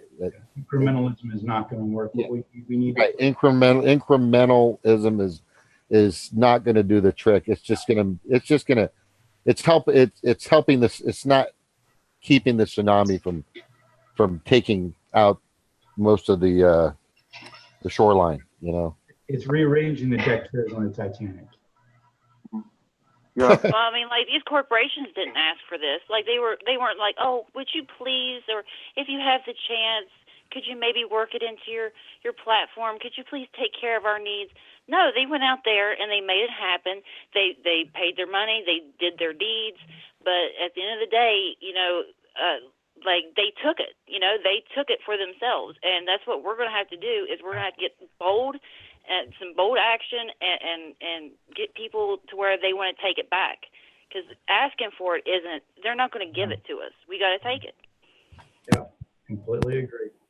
We need to call for basic income. We need to call for much stronger legislation concerning our environment. We need to push for getting completely off of fossil fuels as quickly as possible. And the quicker we do that, the better off we're going to be, not just economically, because we already know that the economics favors that. The rest of the world is already way ahead of us in terms of green energy. So if we get on board with that, we'll be much better off, not just environmentally, but also economically. So, I mean, we've got to push for things that aren't just common sense at this point. We've got to push beyond that, because that's where we're at. We're too far behind. We're too far behind. And honestly, we need some, put a good foot forward with the rest of the world, because right now, we're kind of on everybody's shit list, and we need to kind of, do something to show like, hey, maybe we don't want the whole entire world to burn. Right. Yeah. Exactly. That's a huge point that she just made, and the reason why I say that is it's really simple. We dropped we dropped 26,000 some odd bombs in 2016. Trump throws out a few hundred bombs, and everybody thinks he's worse than the devil. But we've made over the past few decades a lot of serious enemies, and I truly believe that there are some countries out there that are just about to turn the other cheek if we don't start doing the right things. But at the same time, this is what kind of ticks me off about the Green Party is peace, love, and happiness. It's not going to be happening anytime soon. I'm sorry. We've made so many enemies. We don't need a stinking wall, but we still need, I was in the Navy, my daughter's in the Air Force. We definitely got to have protection. It doesn't mean we have to be in, 86 or however many embassies or locations all over the world, which I don't think is a bad thing. But I do believe we have to keep our guard up at the same time we start pulling back, because the enemies that we've made over time, and then at the same time, everything that Bram SL1 has been saying is part of the domestic problems, domestically, infrastructure, healthcare, LGBT rights, it goes on and on and on and on. And then we have international affairs, repairing. We've, in the past few decades, I think we've just dug the biggest freaking hole any country has ever freaking made. And it's going to take a ton of effort, a ton of serious work, not just and incrementalism. That's just a cute little word, but but we have to find those people. Right now, what I would do? I'd put Broken out there running as a candidate. I would put Eben Kim as running as a candidate. I would definitely put Snork in a heartbeat. You guys ever heard that guy? No. I've heard him. He is pretty good. It's Snork's really a groove. I feel like I'm an idiot already, but he makes me feel like an ant on a curb. But the thing is we need people like us out there that have been paying attention, that have an idea of what to do. If Trump can be president, I don't see why Erik couldn't be president. Why should I run? I'm not kidding. Yeah, Just get a trust fund of $1 million+ and you'll be all set. I know, right? What, should Yeah. I run? Well, I could sound like Trump and win. No, all you have to say is trigger. Triggered! Ooh, I'm so triggered. Stop being triggered by the truth. Okay, fix the country. Just fix the country already. Don't freak out. Don't forget. Well, I like just say that for humor. I like to think of this as like No, but you have to go back to really understand sort of how things look from a different perspective. You have to go back and you have to watch Rambo 3 and Red Dawn. And then just like switch places in places. You know what I mean? If the United States was attacked by somebody and they kept on dropping bombs and dropping in soldiers and crap, you can guarantee I'll be in, camouflage hiding somewhere in the mountains trying to pick them bastards off every chance I get. I mean, it's a matter of, like he's saying, we've made a lot of enemies, but we could do a lot of good just by cutting loose the Saudis and the Israelis and make a deal with the Iranians and, and sort of go away from the center of power that we've allowed to build up in the Middle East. That is not moral or have, they don't have any great human rights record that we should be protecting. Right. no. Completely. I Then he could becomes just our see enemy that then. like a Red Dawn situation. You know how many these rednecks would be out in the hills with their guns? Like every single one of them. If it was the other way around, yeah. Count me in. I'll throw a rock if that's all I got. Like Yep. Yeah, I'm kind of in the same position. And the weird part about this whole thing is that we are at a sort of position where there's the potential for a great social upheaval, but what I'm worried about is that there doesn't seem to be a really well focused channel for that social schism to occur. What we are finding right now is that it's spraying out in all directions because the populist movement is effectively fractured after Bernie was cheated out of the nomination, and so now what we are finding is that we've got two factions fighting for control over who gets to dominate the populist message.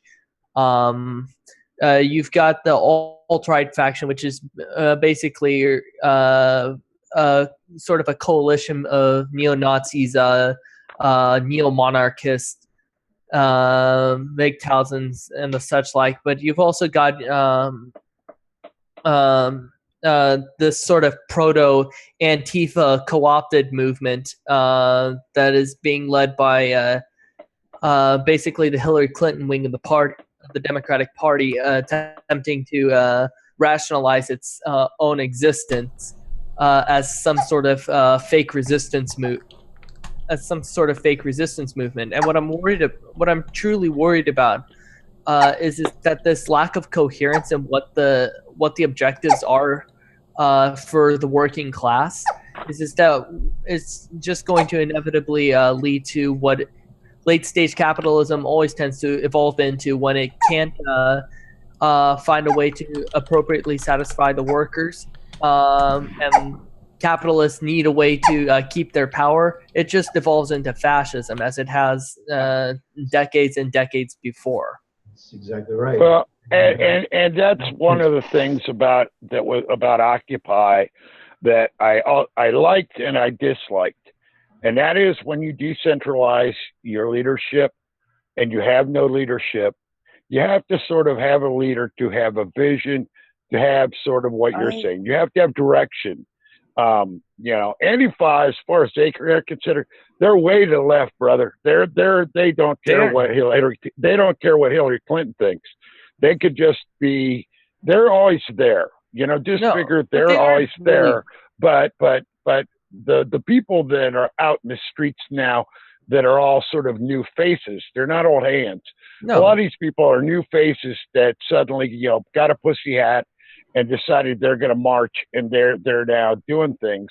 And so, that's what but as far as the power structure goes, to fight it, we need somebody to give it direction. I don't necessarily believe that you need a leader per se. That's the part I would disagree with you, but but I do agree that there needs to be a sort of coherence that needs to develop. Maybe a leader is needed, maybe it isn't. What I am saying, however, is that we as a coalition need to develop that coherence. Whether or not we do it by centralizing it in a single leader, which I'm personally skeptical of, because we tried this with the whole Bernie Sanders thing, and that did not quite pan out for us. Plus, social revolutions concentrated into a single leader tend to fizzle out very quickly when misfortune tends to befall upon said leader. But that's my perspective on it. Like, I kind of feel like the people that want change are fractured, and you've got, your hardcore, establishment Democrat and Republicans, and they're not changing. They're not going to bend. But then you've got the other Republicans, like the ones that voted for Trump, that do want change, but they're Republican. And then you've got, the people on the left that, whatever the names are that people are using for themselves. But they've taken the people that want change and divided them up into two different parties. And sometimes I feel like we might have a better chance at taking over the Republican Party because these Democrats, they are not, even faced with cold hard facts, they don't want to change. Nope, that's not happening. That's not true. The whole thing with the DNC, they will deny. Mm-hmm. Yeah. I think if we pick off a few of them, they'll suddenly get religion. You know what I mean? I don't know that they'll be there all the time, but the more you can threaten their what was it in Blazing Saddles, their phony baloney jobs, the more you can threaten those, the better we are. Like one of the things about the Occupy movement was a very bank central movement, Wall Street central movement, and I thought it worked well when it was that, and I think when we tried to go out sort of too far astray from a certain, after the crash was a really good time for a movement like that. Right now is a really good time because we have, a very, very easy to vilify, but we don't even need to vilify them. It's not a vilification thing. It's as much as it's just showing how an inept businessman runs the country, and how these sort of technocratic, people stealing from us run the country, and we don't really like either one. In all honestly, we don't like either one. So I don't know what's going to happen, but I think having one thing, I would love for us to be like a peace party again, because I think that we could do a lot of good coming out of like what we were talking about earlier, coming out of this sort of us fomenting terrorists in every place we go with the sort of what's that? We created ISIS. No, that's what I'm saying. Yeah. And that's where I go to that sort of Rambo 3 sort of Red Dawn scenario. But then I also think if we would go back to actually being ambassadors of goodwill around the world, and actually sort of, we used to send a lot of grain and things and do very, very audacious gifts to countries in need and things with the American flag on all that crap, and I think feeding people works a hell of a lot better than bombing people. And between that and popular culture, we can change any society we want to change if they can be open enough. Right. I don't think the Red Dawn scenario is even possible anymore. The Germans and their final solution had to get IBM to come over and figure out how to identify all the Jews and their characteristics. It took years, and that's what the tattoos were. It was the number of the IBM card that was on the top of the stack that had all their information on them. But today, the amount of information that we can process, analyze, cross-reference against all kinds of databases, that same amount of information can probably be processed in 2 or 3 minutes, maybe not even that. Yeah, nanosecond.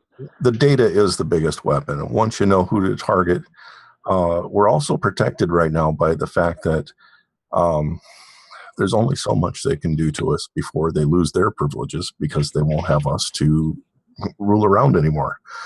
But if they suddenly feel that that's threatened, we have all kinds of anti-personnel devices and distant activated anti-personnel devices that kill you before you even know you're dead at a distance, and in hours, the entire population. There's no reason for the Second Amendment to be considered as a means to take the government back. There's no way you can shoot at them. I totally agree. Yeah. I totally agree. The only thing that people with small arms can do is be an adjutant, right. And be sort of an infiltrator and do things like that. But even that, you also have to get in that scenario, if it's the United States sort of enforcing its own law upon people, then you actually have to get people that are willing to go that far, and that's where things sort of will fall apart. And as far as if it was China or the Soviet Union that came in, they would already have the same data. Yeah, well, I mean, I was just sort of reversing it and saying, if I was in Afghanistan or if I was in Iraq and people were bombing me every day, and then there were people walking around with that flag on their side, I'd sure as hell be picking them off. I wouldn't be happy about it. But, Actually, I either wrote about this or talked about this before, but there is a way to defeat the American imperialist army, I guess you could say, if it ever came to be, with a bunch of hundreds of thousand people, maybe even low millions of people with small arms. And it's because there's so many of us spread out, and they're centralized. They have military bases, and you try to aim for the infrastructure of communications. You go for like their families as hostages, and you aim for the banking system. You freeze their assets, and then they have to come out. They can't stay huddled forever. And so, I mean, just like all wars, especially civil wars, it'd be ugly, but it can be done strategically. I think the way sort of, if there was ever going to be any kind of, like, if you're talking about some sort of revolutionary moves, the only way that revolution could happen is sort of on a scale that you guys are talking about, and that is somebody using the capitalist system against itself in cyberspace. I don't think I agree. You got people that could just fly around drones and blow up crap. You ain't going to fight against the U.S. military, or, and the idea of somebody else invading us is just silly too, because nobody's going to pick a fight with us. Not right now. Now, I'm not saying it couldn't happen with, there are moments when I wonder if Trump couldn't get us into a shooting war with somebody, but, I don't think anybody's itching to do it. Well, I think we're in another Cold War. Yep. And I think we're hurting because of Trump compromising our sources. Well, that's par for the course of Trump. Yeah, I don't doubt that. Well, it depends on the sources. The sources might be, I don't even want to go there, but Go there. Go there. Go there. Either What sources? like Big double, man. I mean, double agents, or sources that are leaking misinformation. Right now, everyone on the outside just doesn't know. They don't have enough information. There's nothing as far as actual legal efforts made to out any of the sources, get more information. And anytime there's always some sort of plea deal where, you have them testify, they'll get free of any charges, and if they do, they plead fifth, whatever, and they don't tell you anything useful. I mean, it's just a big show. It doesn't matter if they say this person is a source or not, or that you don't know what is actually going on. I really have my doubts about an NSA leaked document even being possible. Not after some of the things that happened in the last decade. I just don't believe that Snowden did. You can believe that a DNC guy named Seth Rich could throw out some information. But hey, here's the thing. Wait. DNC did not go through the same level of security that of course. That's what I'm saying. Also, the NSA, I'm sure the NSA had tightened its security after Snowden happened. For sure. Oh, I guarantee it. Well, I would look at the I think it's Washington Post put out a string of articles about the intelligence industrial complex and the large expansion of private contractors working for the NSA and the CIA, and how they've grouped around in Virginia and places like that. And it isn't all that far-fetched to believe that somebody could get their hands on something. The idea of that being able to get away with a Snowden-sized leak, I don't think so. But getting a hold of one file like this, that's believable. I mean, definitely. I mean, but and she's, and she got caught. So I believe that could happen. I just think that we'll never see, or let's put it this way. It'll be a while before we see a Snowden-sized leak again from anybody. I have to agree with that. Well, I think it's always possible. People who are in power are just kind of not understanding of technology. I mean, even was it Colin Powell? His password, his just public email password was, I think, right? It was easily broken. I think it was password, was it, or just something really simple? It was. Well, the unencrypted. It was password with an @ sign. Yeah. Well, wait. I thought the Powell's thing was just that he was using a private email address, not that he was using a private server. No, he was using like a POP3 email what I meant address, was something like. Hillary's private server. Oh yeah. Having the Secretary of State have everything in the open for that many months. Yeah, the fucking password. 2,000 assets at least. Who sets their password to password? Like even my mom and my dad aren't this stupid. Oh, you'll be amazed. You're in trouble now. But then again, my dad got into. Oh yeah. What's your dad's email address? Huh? What's your dad's email address? My dad's email address? Yeah. Never mind. It's his work. So it's Don't tied say to. anything. Don't say it. No, I'm not going to say it. It's just that it's tied to the Oklahoma State email system. So that's.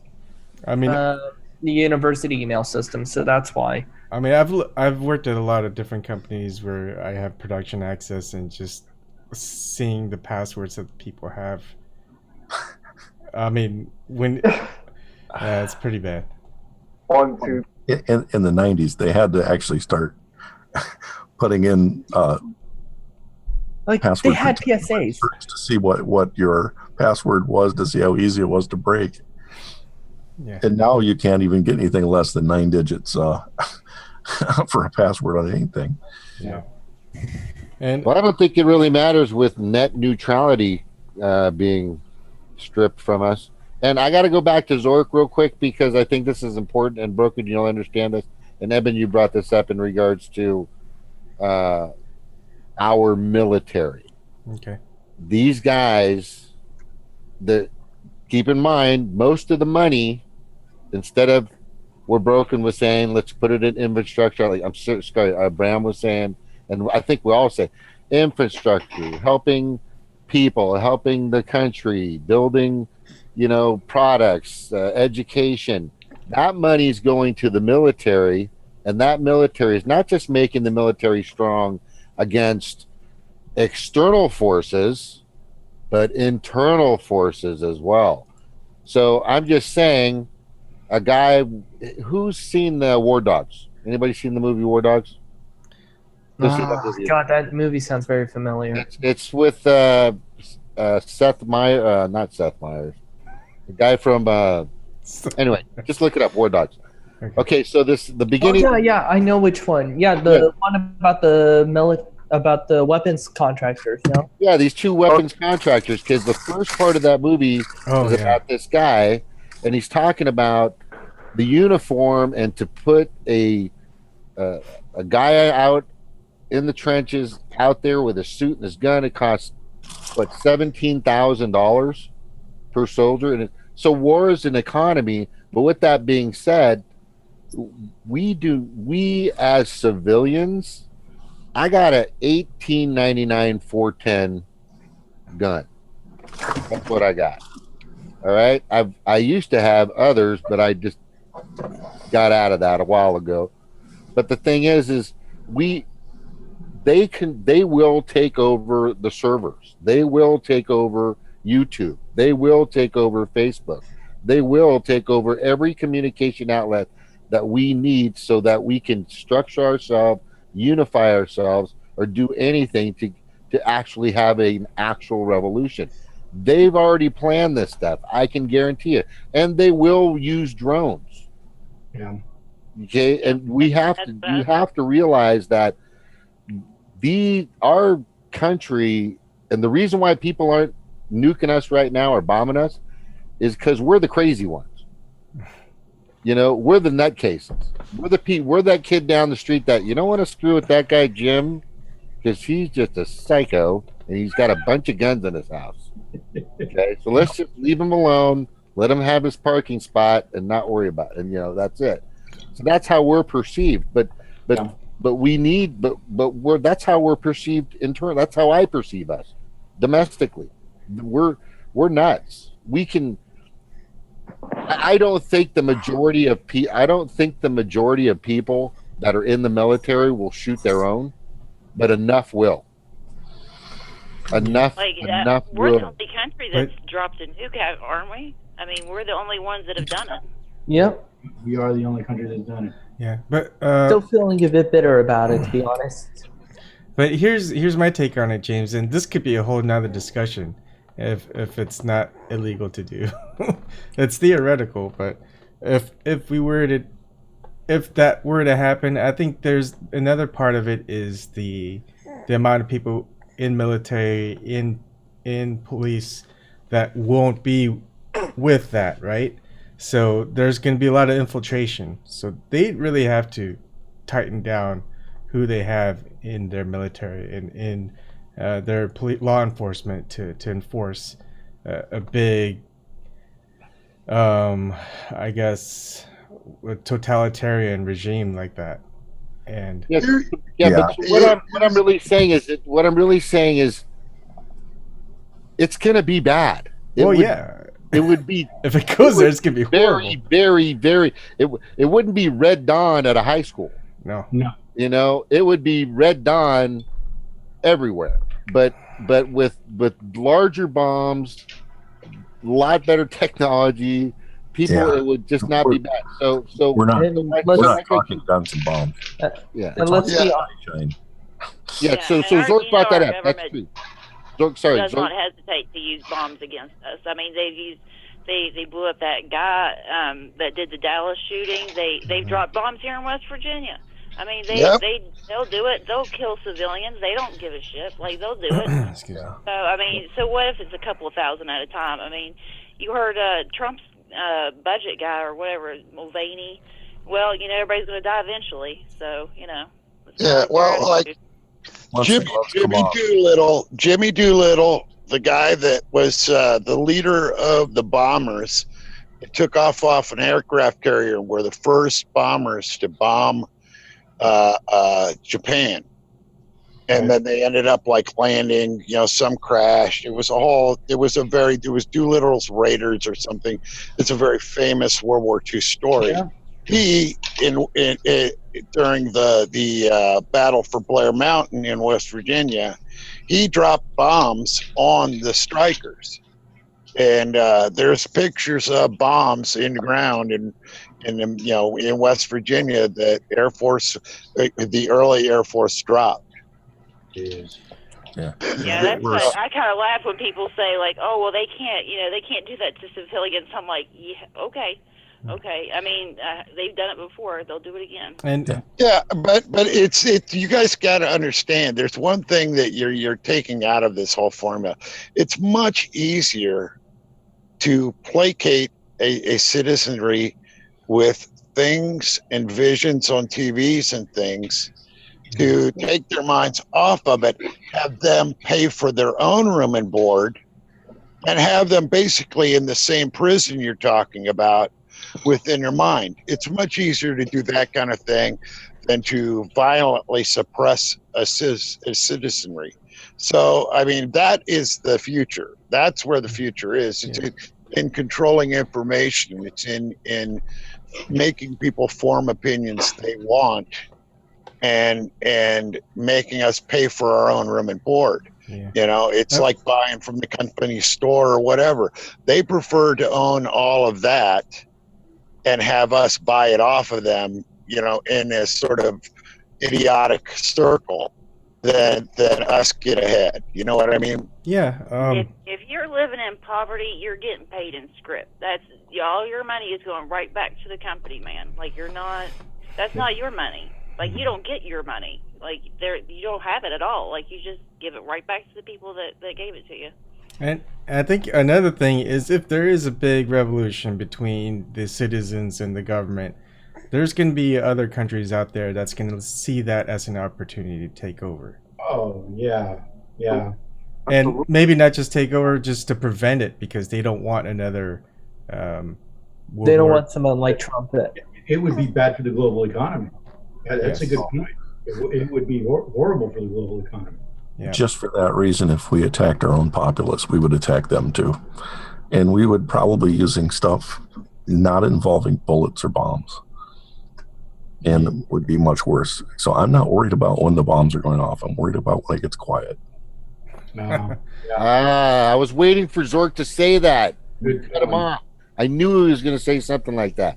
Because there's technology out there that we're not even privy to. We have no idea what's in the back pockets of these Sputnik messages. But I'm telling you, it's stuff you've never seen or heard of before. I know Zork probably. A couple of them are out there. Can you give us any examples, Zork? What's that? Can you give us any examples? He wants to breach confidentiality agreements. Why did you say that? One that is publicly known is called Skyshine. Never heard of that one. What is that? Using moisture in the atmosphere to bounce gamma rays. Ooh. Wow. I'm not entirely certain about the physics behind that. I'd have to see the paper. Yeah. Wow. That sounds a little kooky to me, because you'd need a lot of water in order to effectively refract that much. Not really. What's happening with the climate right now? A rainstorm would be all you'd need. Yeah. And they only need a few cities for examples, and the rest will come in line. Yeah, a small cloud could take out millions. Yeah, you just need a good rainstorm. You target a big city, a good rainstorm. Holy cow, you could wipe out the entire city. And the rain wouldn't be where it comes from. Wow. Okay, that's a pretty radical and heinous example. Thank you. Yeah, right. So Like I say, I don't think as long as the society functions to some, that's pulling the ultimate pin, and we've come close with that experiment they did in the 60s, where they thought that they could just expend one Boston neighborhood because it was full of blacks, and that any of the fallout would go to the ocean and blow away.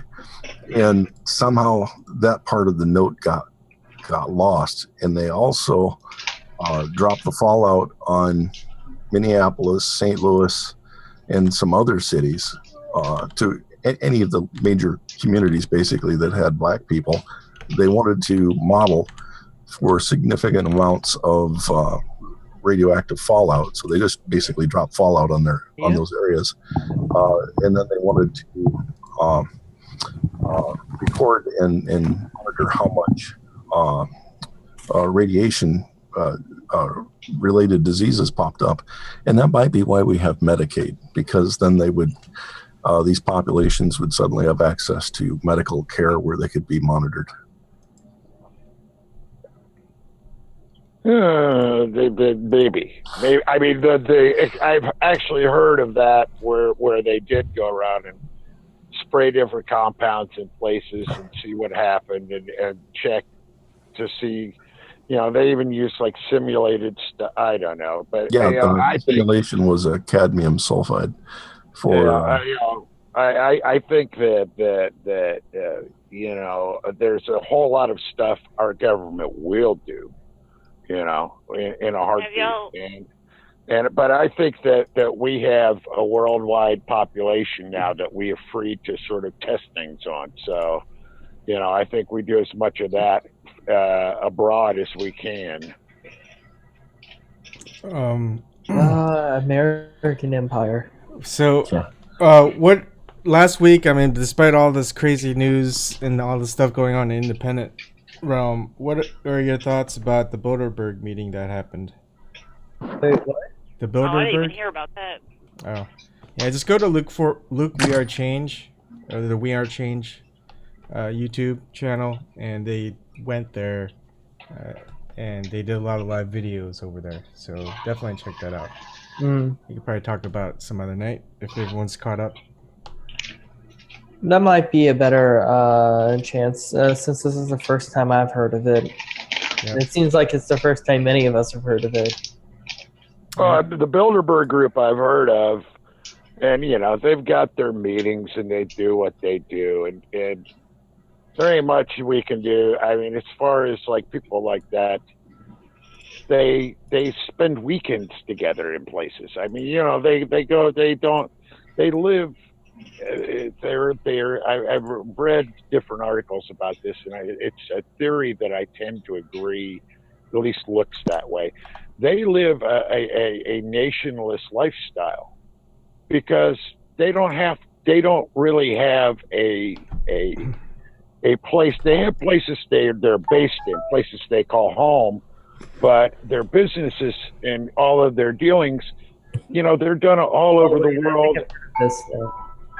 And so it's easy for these people to just get together and screw with us in different ways. I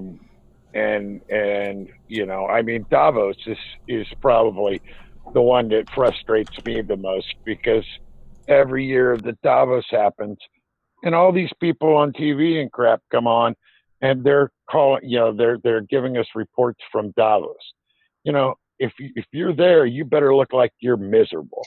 That's my opinion. If you're a reporter in there, you should look miserable.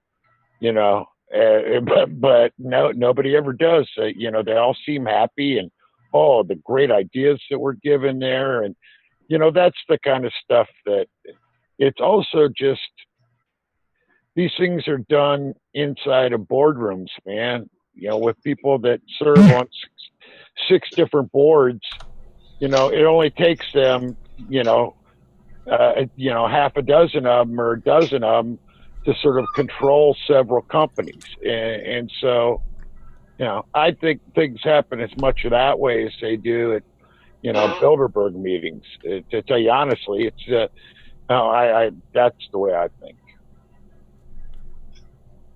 I don't know. Yeah, I don't think they need some super special secret meeting to do it. Like, they're doing it all the time. They do it.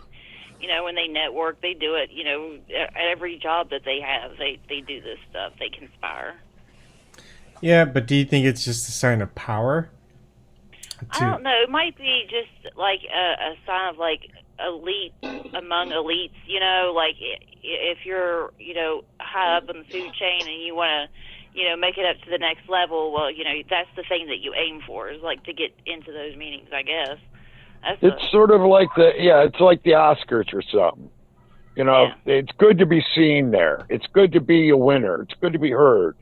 And so, or at least if you had lost, everybody thinks that you lost and you got screwed somehow. You know what I mean? That's the kind of people that are there. They're people that are going to mouth things that everybody agrees with, and they're going to drop enough stuff publicly to keep everybody happy. But it's sort of like a pseudo vacation, let's all get together and rub elbows, and as much as I don't even know how much they screw each other. That's the thing about it, is I think greed runs a lot of it. Politicians want power, and bankers want greed. Bankers have greed, and they love each other. Yeah, well, like, how well can these people really cooperate with each other? Do you think there's a lot of infighting? They benefit each other, but at that point, it's kind of a who's who. There's always this sort of antagonism between the two, because both want the other's power and privilege. That tends to be the general crux of it. So this is why I look at things like more like Leninist tactics as really insufficient for trying to being a really bad way to go about trying to bring about social change. Because ultimately, if you try to destabilize the economic system through the power of the state, you end up the state just tends to absorb the functions of capital, and then they just divide the wealth amongst themselves. If you have capitalists just disbar the government, you get the same thing. The corporations basically have to take up the functions of the state in order for the society to function, and the whole cycle repeats again. And so I don't look at it so I do think there's an antagonism that's there, but it's not necessarily what they're always working together or they're always working against each other. There's a sort of a symbiosis and a balance point between the two. Like a two-party oligarchy? Yeah. Yeah, I mean, it's pretty, that's you brought that, you nailed that on the head. And I've been preaching this and I'm going to keep preaching this, God damn it, because I truly believe I'm not sure that's the best way to preach, is starting off with God damn it. That's what I'm talking about, taking God's name in sin or whatever.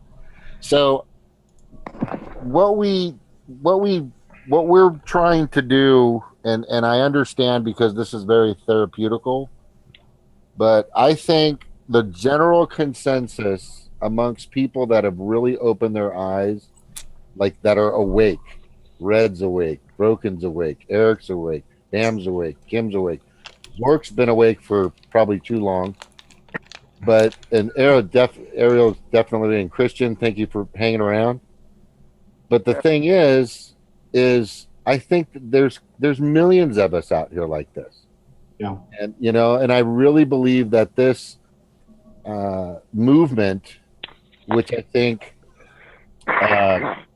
Ariel was kind of getting to, cohesion, alias, like the cohesion is starting to build, and I think people are starting to connect the dots and see the puzzle being put together and see who's once you put that giant picture together and you see who the actual enemy is, it's none of us.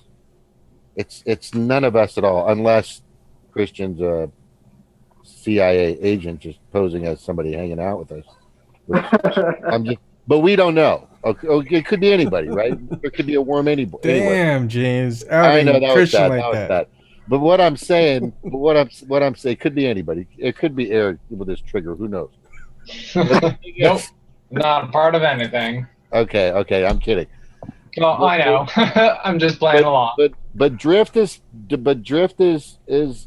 kind of spot on, as we definitely need, and Broken is saying it. We need somebody to spearhead this, and we really thought it was going to be Bernie until when he went to the DNC in the convention, and he yelled back or yielded back, and just didn't say anything, and just kind of shriveled up at the DNC. That was just probably the most disappointing time in, I think, I've ever seen, when he had millions and millions and millions of people.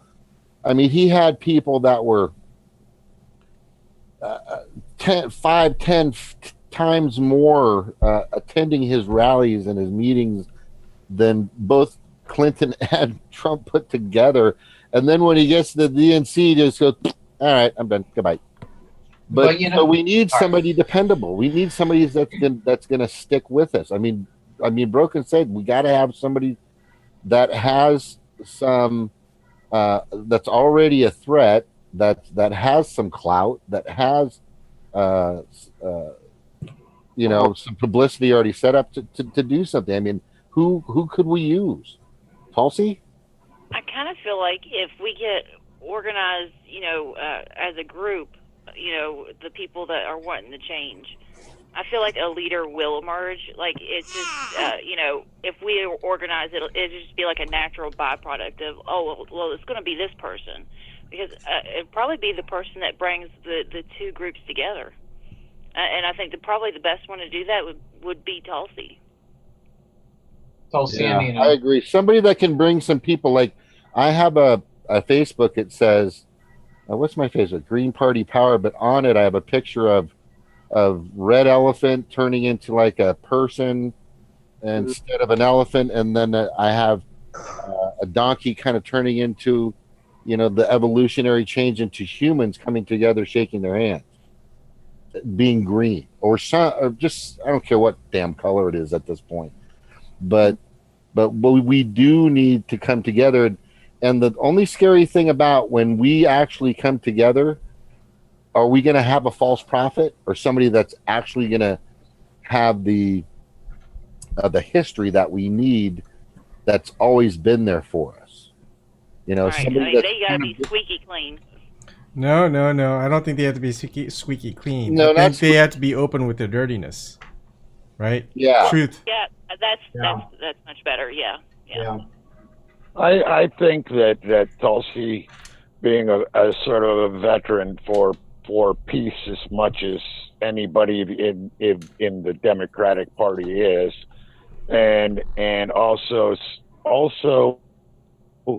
she has an ability to speak to a crowd. Nina Turner, another one that has an ability. You have to have somebody that can raise a crowd and be a populist to a crowd and make believers out of them. Rosaria Dawson is fantastic at that, but she's an actress. I mean, I commit to trying to run serious people with, that I know have the serious mind we need for a certain job. And I think Tulsi is that kind of person. I mean, I'm sure that I disagree with her on a whole bunch of things, but, at this moment, if it isn't Bernie, yeah. Tulsi is probably my number one candidate at this point. Nina Turner's like right up there. I was going to think myself, but the problem with me, I'll sleep in one day and be late for an appointment. That'll definitely happen. I'll screw up. And what, today's not Sunday? Shit.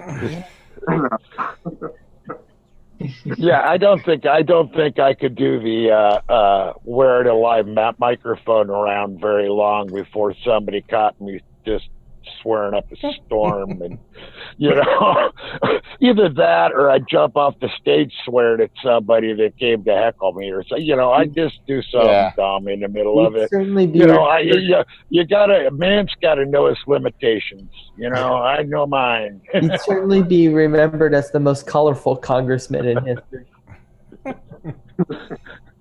Yeah, for my one term. I would love to see a politician cuss on something that's vital, like climate change. Like, what the fuck are you idiots thinking? I'd love to hear him say that. Not just like Joe Biden, just sort of. Here's what I would say. Climate change, I mean, yes, you build stuff around. Don't you care about the environment that you're building around? Yeah, there's your climate change right fucking there. Are you that dull? Clean water? Hello? I think Alan honestly, look at Flint. Sorry. But look at Flint water for the perfect example. Yeah. It doesn't have clean water, and that shit needs to be fixed. Yeah. That's a perfect example. Yeah, that should be the line out of everybody's mouth. That shit needs to be fixed. Like, that's the only way that should be addressed. Like, that is just abysmal. Yeah. Like, this is fucking bullshit. What the fuck are we doing? Yeah, there's no way I can make it through a debate without, like, at least 5 what the fucks. Like, they just get up there with their, well, we don't know about climate science. It just, what the fuck? No. But, like, I would be like, pardon my French, be aware of profanity, but what the fuck? Well, I mean, here's the thing, man. We look at who they're sort of pushing out in the forefront for, like, the Cory Bookers, and this sudden deification of Maxine Waters. Maxine Waters is I don't care. She's dirty. She may have done great things at some moment, but, she's dirty. And she's one of those ones that needs to be, she's an old voice that needs to be gotten rid of because it's become stale, and and she does. I've seen her, I've watched C-SPAN or watched her in committee hearings, and she'll ask questions from her paper that after she starts getting answers, she can't follow up because she doesn't understand the information enough to follow up. And that bugs me when I see somebody that's actually in Congress, Republican or Democrat, and there's plenty of them. I'm not like just picking her out. I'm only picking her out because she was been all over Twitter for a while. But, it's sort of like these people aren't that smart, man. I mean, it's scary how not smart they are. But there's a lot of grooming going on for politicians taking over, just like there's a lot of grooming going on for independent media, like David Kuckman and Sam Cheater. Sam Cheater. Trying to go for mainstream media spots, right? Because that's where they want to go. In fact, Sam is on mainstream media. So. Yeah, but I think he wants to be in the millionaire range. And he sells out his friends to do it. That to me is like the most. You cannot go lower than that. But that tells the establishment that's how far he's willing to go. Yeah. No, don't get me wrong. Like, but I mean, just like me at a personal level, it's such a skill. Like what Dave Pacman and Dave Weigel have been doing are Dave Weasel and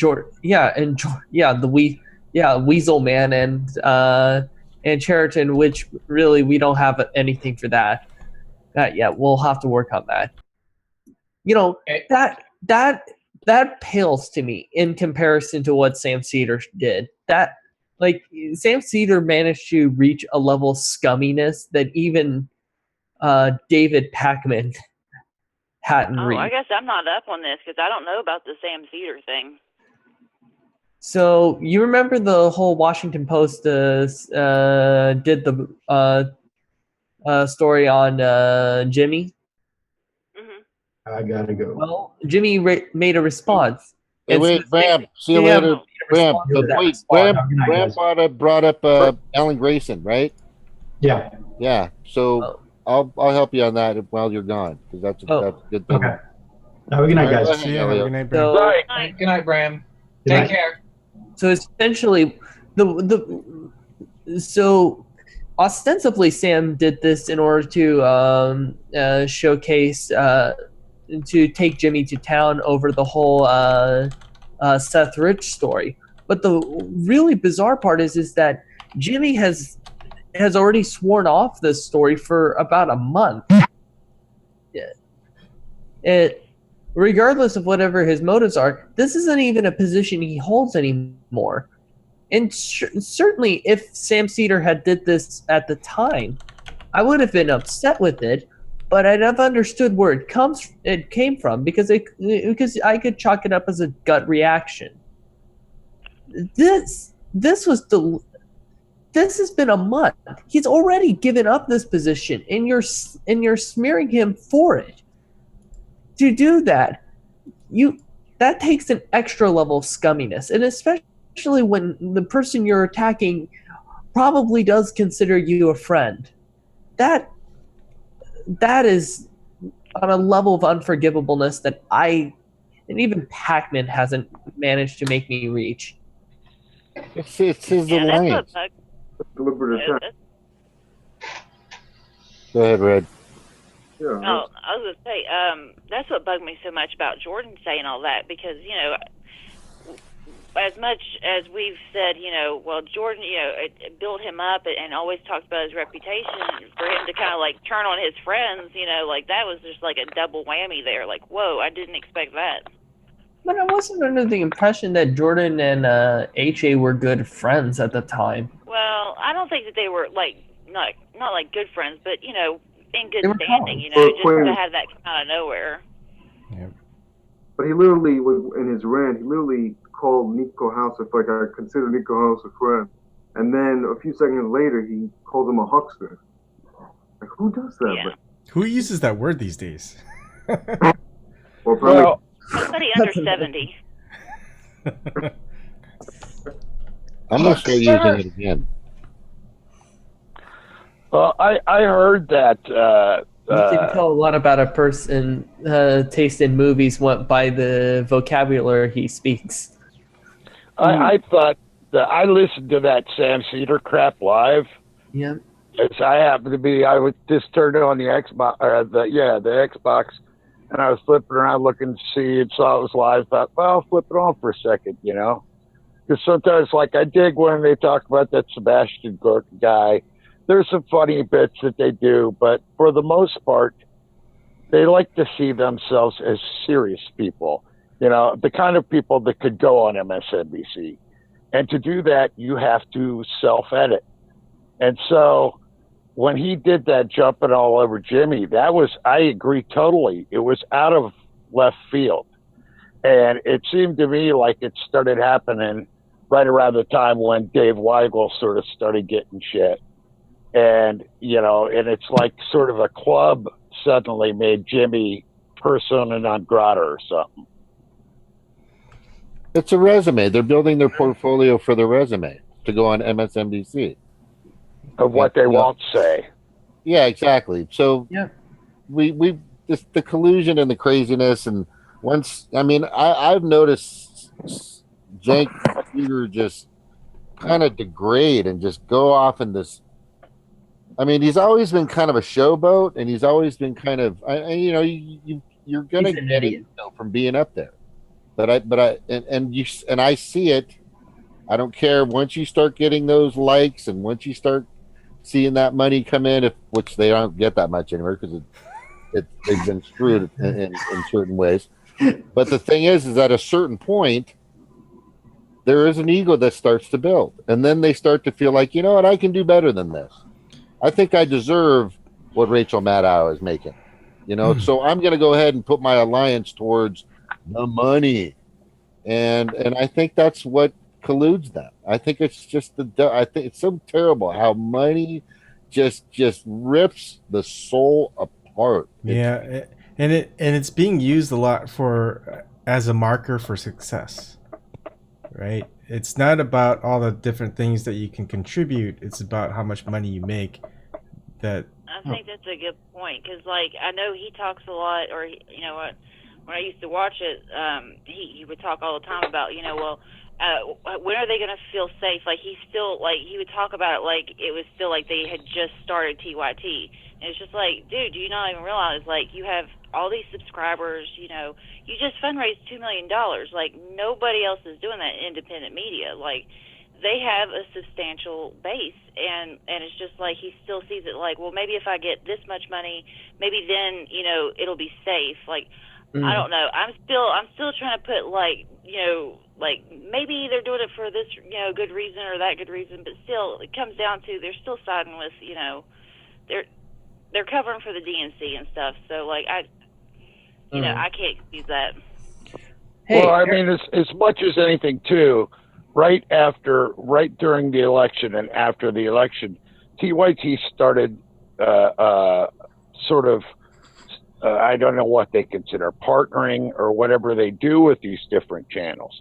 And suddenly they started conglomerating into an even bigger channel by having, you know, the Ring of Fire people come in to their channels and having, what's his face? I can't think of it now, but, you know what I'm saying? They sort of took over some people that were independent and sort of brought them in, and then sort of took that tone during the primary of, there's a moment when there was never a moment that, the way I figured it, was there was never a moment during the primary that Indian media, until Bernie stood up on that floor and nominated, you know, put her into nomination, they should have been fighting.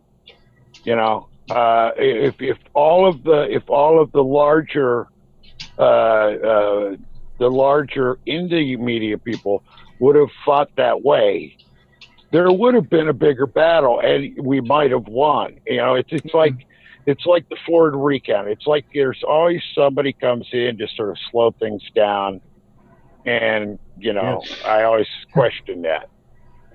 Bernie went on their show twice for an interview, and he would not have done that if they were nobody. You know, he knew that they had a base, and he wanted to reach that base. So obviously, if a presidential candidate is coming on to your channel, like, yeah, you're a big deal. Like, you know, you're not just, you know, some nobody.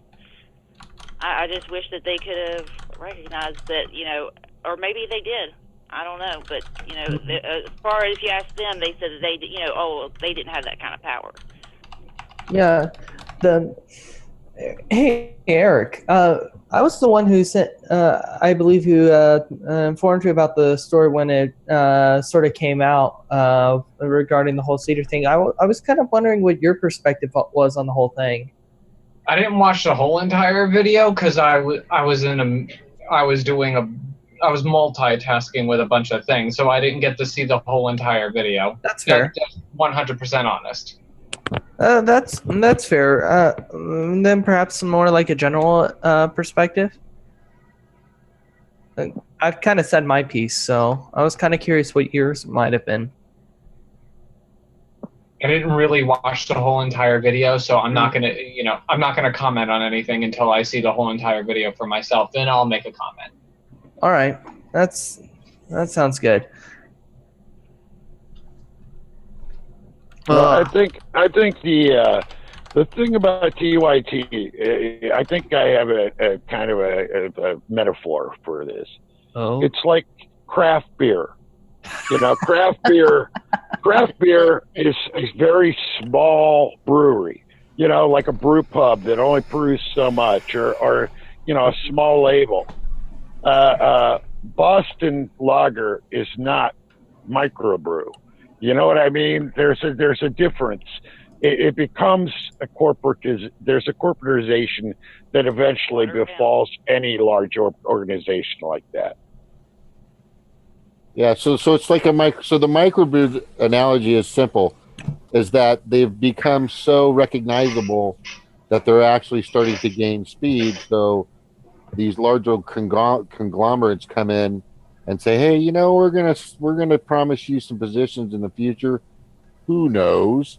But I think that some deals have been made, and it's just, as soon as Jank and the crew started, and a few of them started kind of backing Hillary as soon as she took the nomination. I mean, there were times I was just like, "Who is this?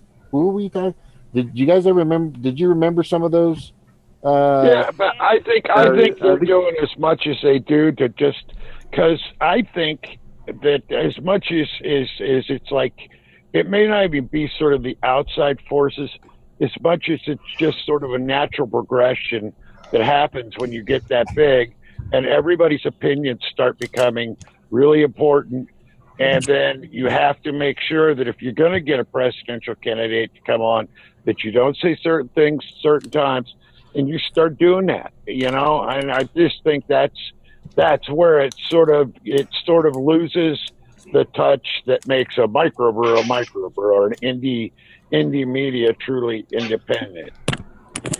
I think June 7th was when they changed. Now, on June, I think it was June 7th that they came out with this. Oh, hold on. I accidentally started a tab. Oh. No. It was right after California. I do remember that. Because I remember that it was a video that they put out on that date that they had the election, or it might have been the day after, but they were sitting there, and it was Jake, Anna, Jimmy, and then there was another person. It was probably like John, but no, it was probably Ben. Ben. Well, they were asking about what should they fall in line? Should they? How should they report the media? Should they do negative Hillary stories or shouldn't they? And it's just like, so you're basically right now you're asking whether or not you should manipulate the news on the news. Like you're actually talking about your plan of action of whether or not you should keep us in the dark about shit. Like they were actually on live television. You can look it up in YouTube. It's out there. That. Yeah. Oh my gosh, I'll have to post it on Twitter. It's insane. Like they actually and he's just like, well, should we fall in line or shouldn't we? And then they got up there and they said, well, we're not going to, not report the truth. If there's news and it's true, then we're going to report it. We're not going to keep our viewers in the dark. It's just like, and then they didn't report the election fraud, and then they didn't report the DNC, and people noticed that though. That's why we're here. Exactly. Yeah. They crossed the line in the sand, and it's no point of no return whatsoever. I can't trust the corporate media. Honestly, everyone should just shut it down. Well, I mean, honestly, said that in the video that they something along the lines of they couldn't fool their viewers, and it's just like, well, yeah, and you didn't fool them, and now they're losing them. Exactly. Yeah, because they worked so hard, and they put in all this work and built this, and now it's just going to be squandered because they're not being truthful. They're labeled as fake news. I mean, honestly, what they're going to report is like false narratives. Might as well just label them as fake news. I mean, I hate the label part, but I mean, it's not giving like the entire story at all, and they're just going to keep lying to you on a teleprompter. Why believe them? It's not even news. It's a PR firm. It's a public relations firm. Exactly. It's like, honestly, these like mainstream media pundit, like quote unquote journalists, they're like freaking celebrities themselves. That's kind of like, a little observation in a pop culture perspective. I mean, honestly, it's funded by corporate media. So honestly, it just feels like they kind of are like celebrities in a sense. Well, I mean, yeah, I agree with this because of and especially because they always formatted their show as like half news and then half entertainment. And, most of the time, I'm not looking for, entertainment tonight. What the latest outrage story that was on YouTube, that kind of stuff. There's things that get play in like half of their show that I don't know that it's like serious, like stuff that I want to spend my time dealing with. I always think it's just weird that people that are in power, the politicians these days, want to run the government like a business, and it kind of already is. I mean, you have these CEOs. It's a top-down model. They're like the president of their corporation. People who do all the work are the ones who are paid the least, and then usually the ones who are at the top, they just kind of have the idea, or they have the assets, and then they just go ahead, and they're always seeking to fund it, because that's just kind of what they need to do in order to keep going. And then you've got like the middle managers that are trying to get up to a higher spot, and they're not really creating anything, they're just managing everyone to create what needs to be done in order for the company to make money, make profit.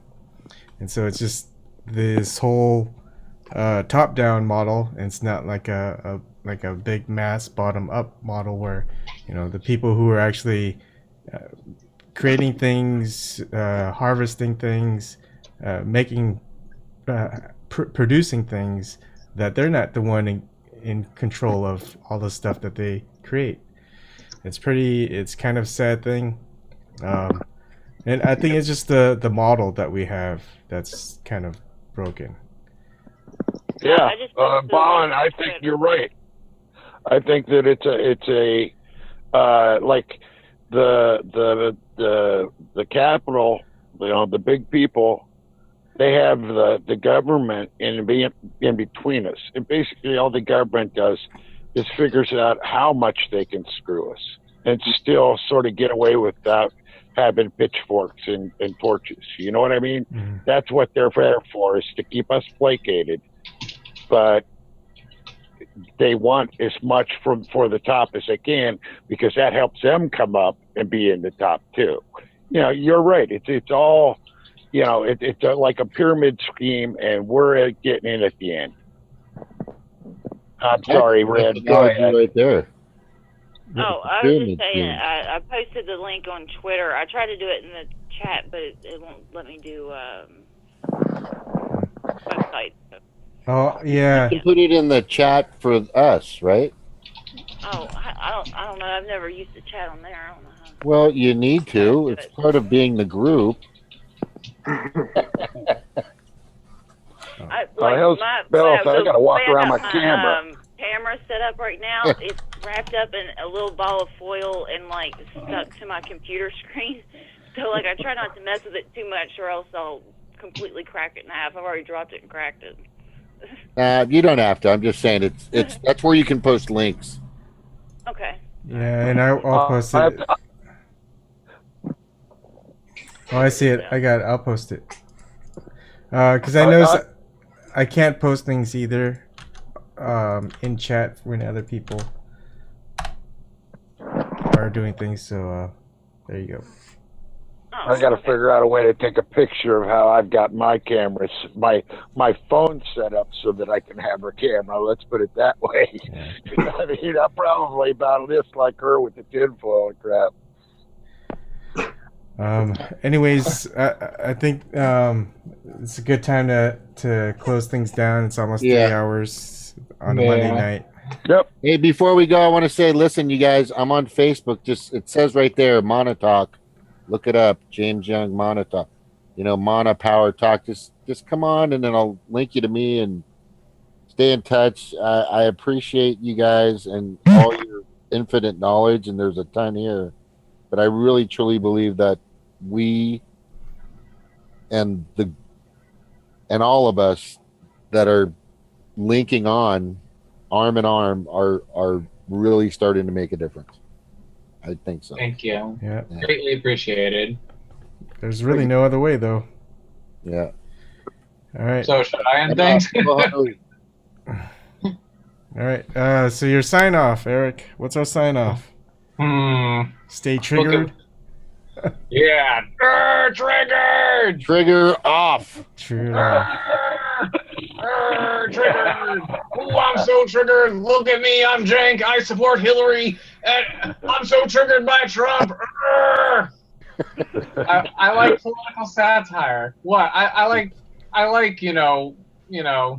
taking on I like taking anybody on with humor because honestly, I just what? Go ahead. Go ahead. I actually like humor because honestly, I like to tackle on with humor because it's like those people should just really lighten the fuck up. Honestly, pardon the French, but I'm just being honest. I mean, if they just lighten up, I think they would be a lot easier. But if they're not gonna just lighten up to the actual real light, honestly, they should make that change. Honestly, they should lighten up. And honestly, just take this information really seriously and not just spread false narratives. It's all bullshit anyway. When they just spread this fake news that causes all this fake outrage. And that's what it is. It's just that trigger for attention. It's like, triggered! Oh, I want a trigger for attention. Everything all right? Yeah, you just triggered Roland. Good night, Roland. Bye, guys. Oh, you're going to say something, Stevie? Yeah, just before we signed out, I didn't know if y'all noticed or not, but I got my H.A. Goodman artwork Oh, yeah, the behind 2 pictures. I made that for that video that you were doing, the H.A. Goodman challenge. I made that, and I never got to do the video. Oh, yeah. You can still do it. Me? I have a painting I got for Christmas and I was really happy about. Okay. I got my Tim Black shirt on. Yep. No sellouts. No sellouts. Good night, guys. All right, good night, everybody. Thanks, everybody in chat. Everybody. Thanks again. Really appreciate it. You guys take care. Yep. Love everybody. Love everybody in the chat. Everybody. Thank you. Bye. Take care, everybody. Take care.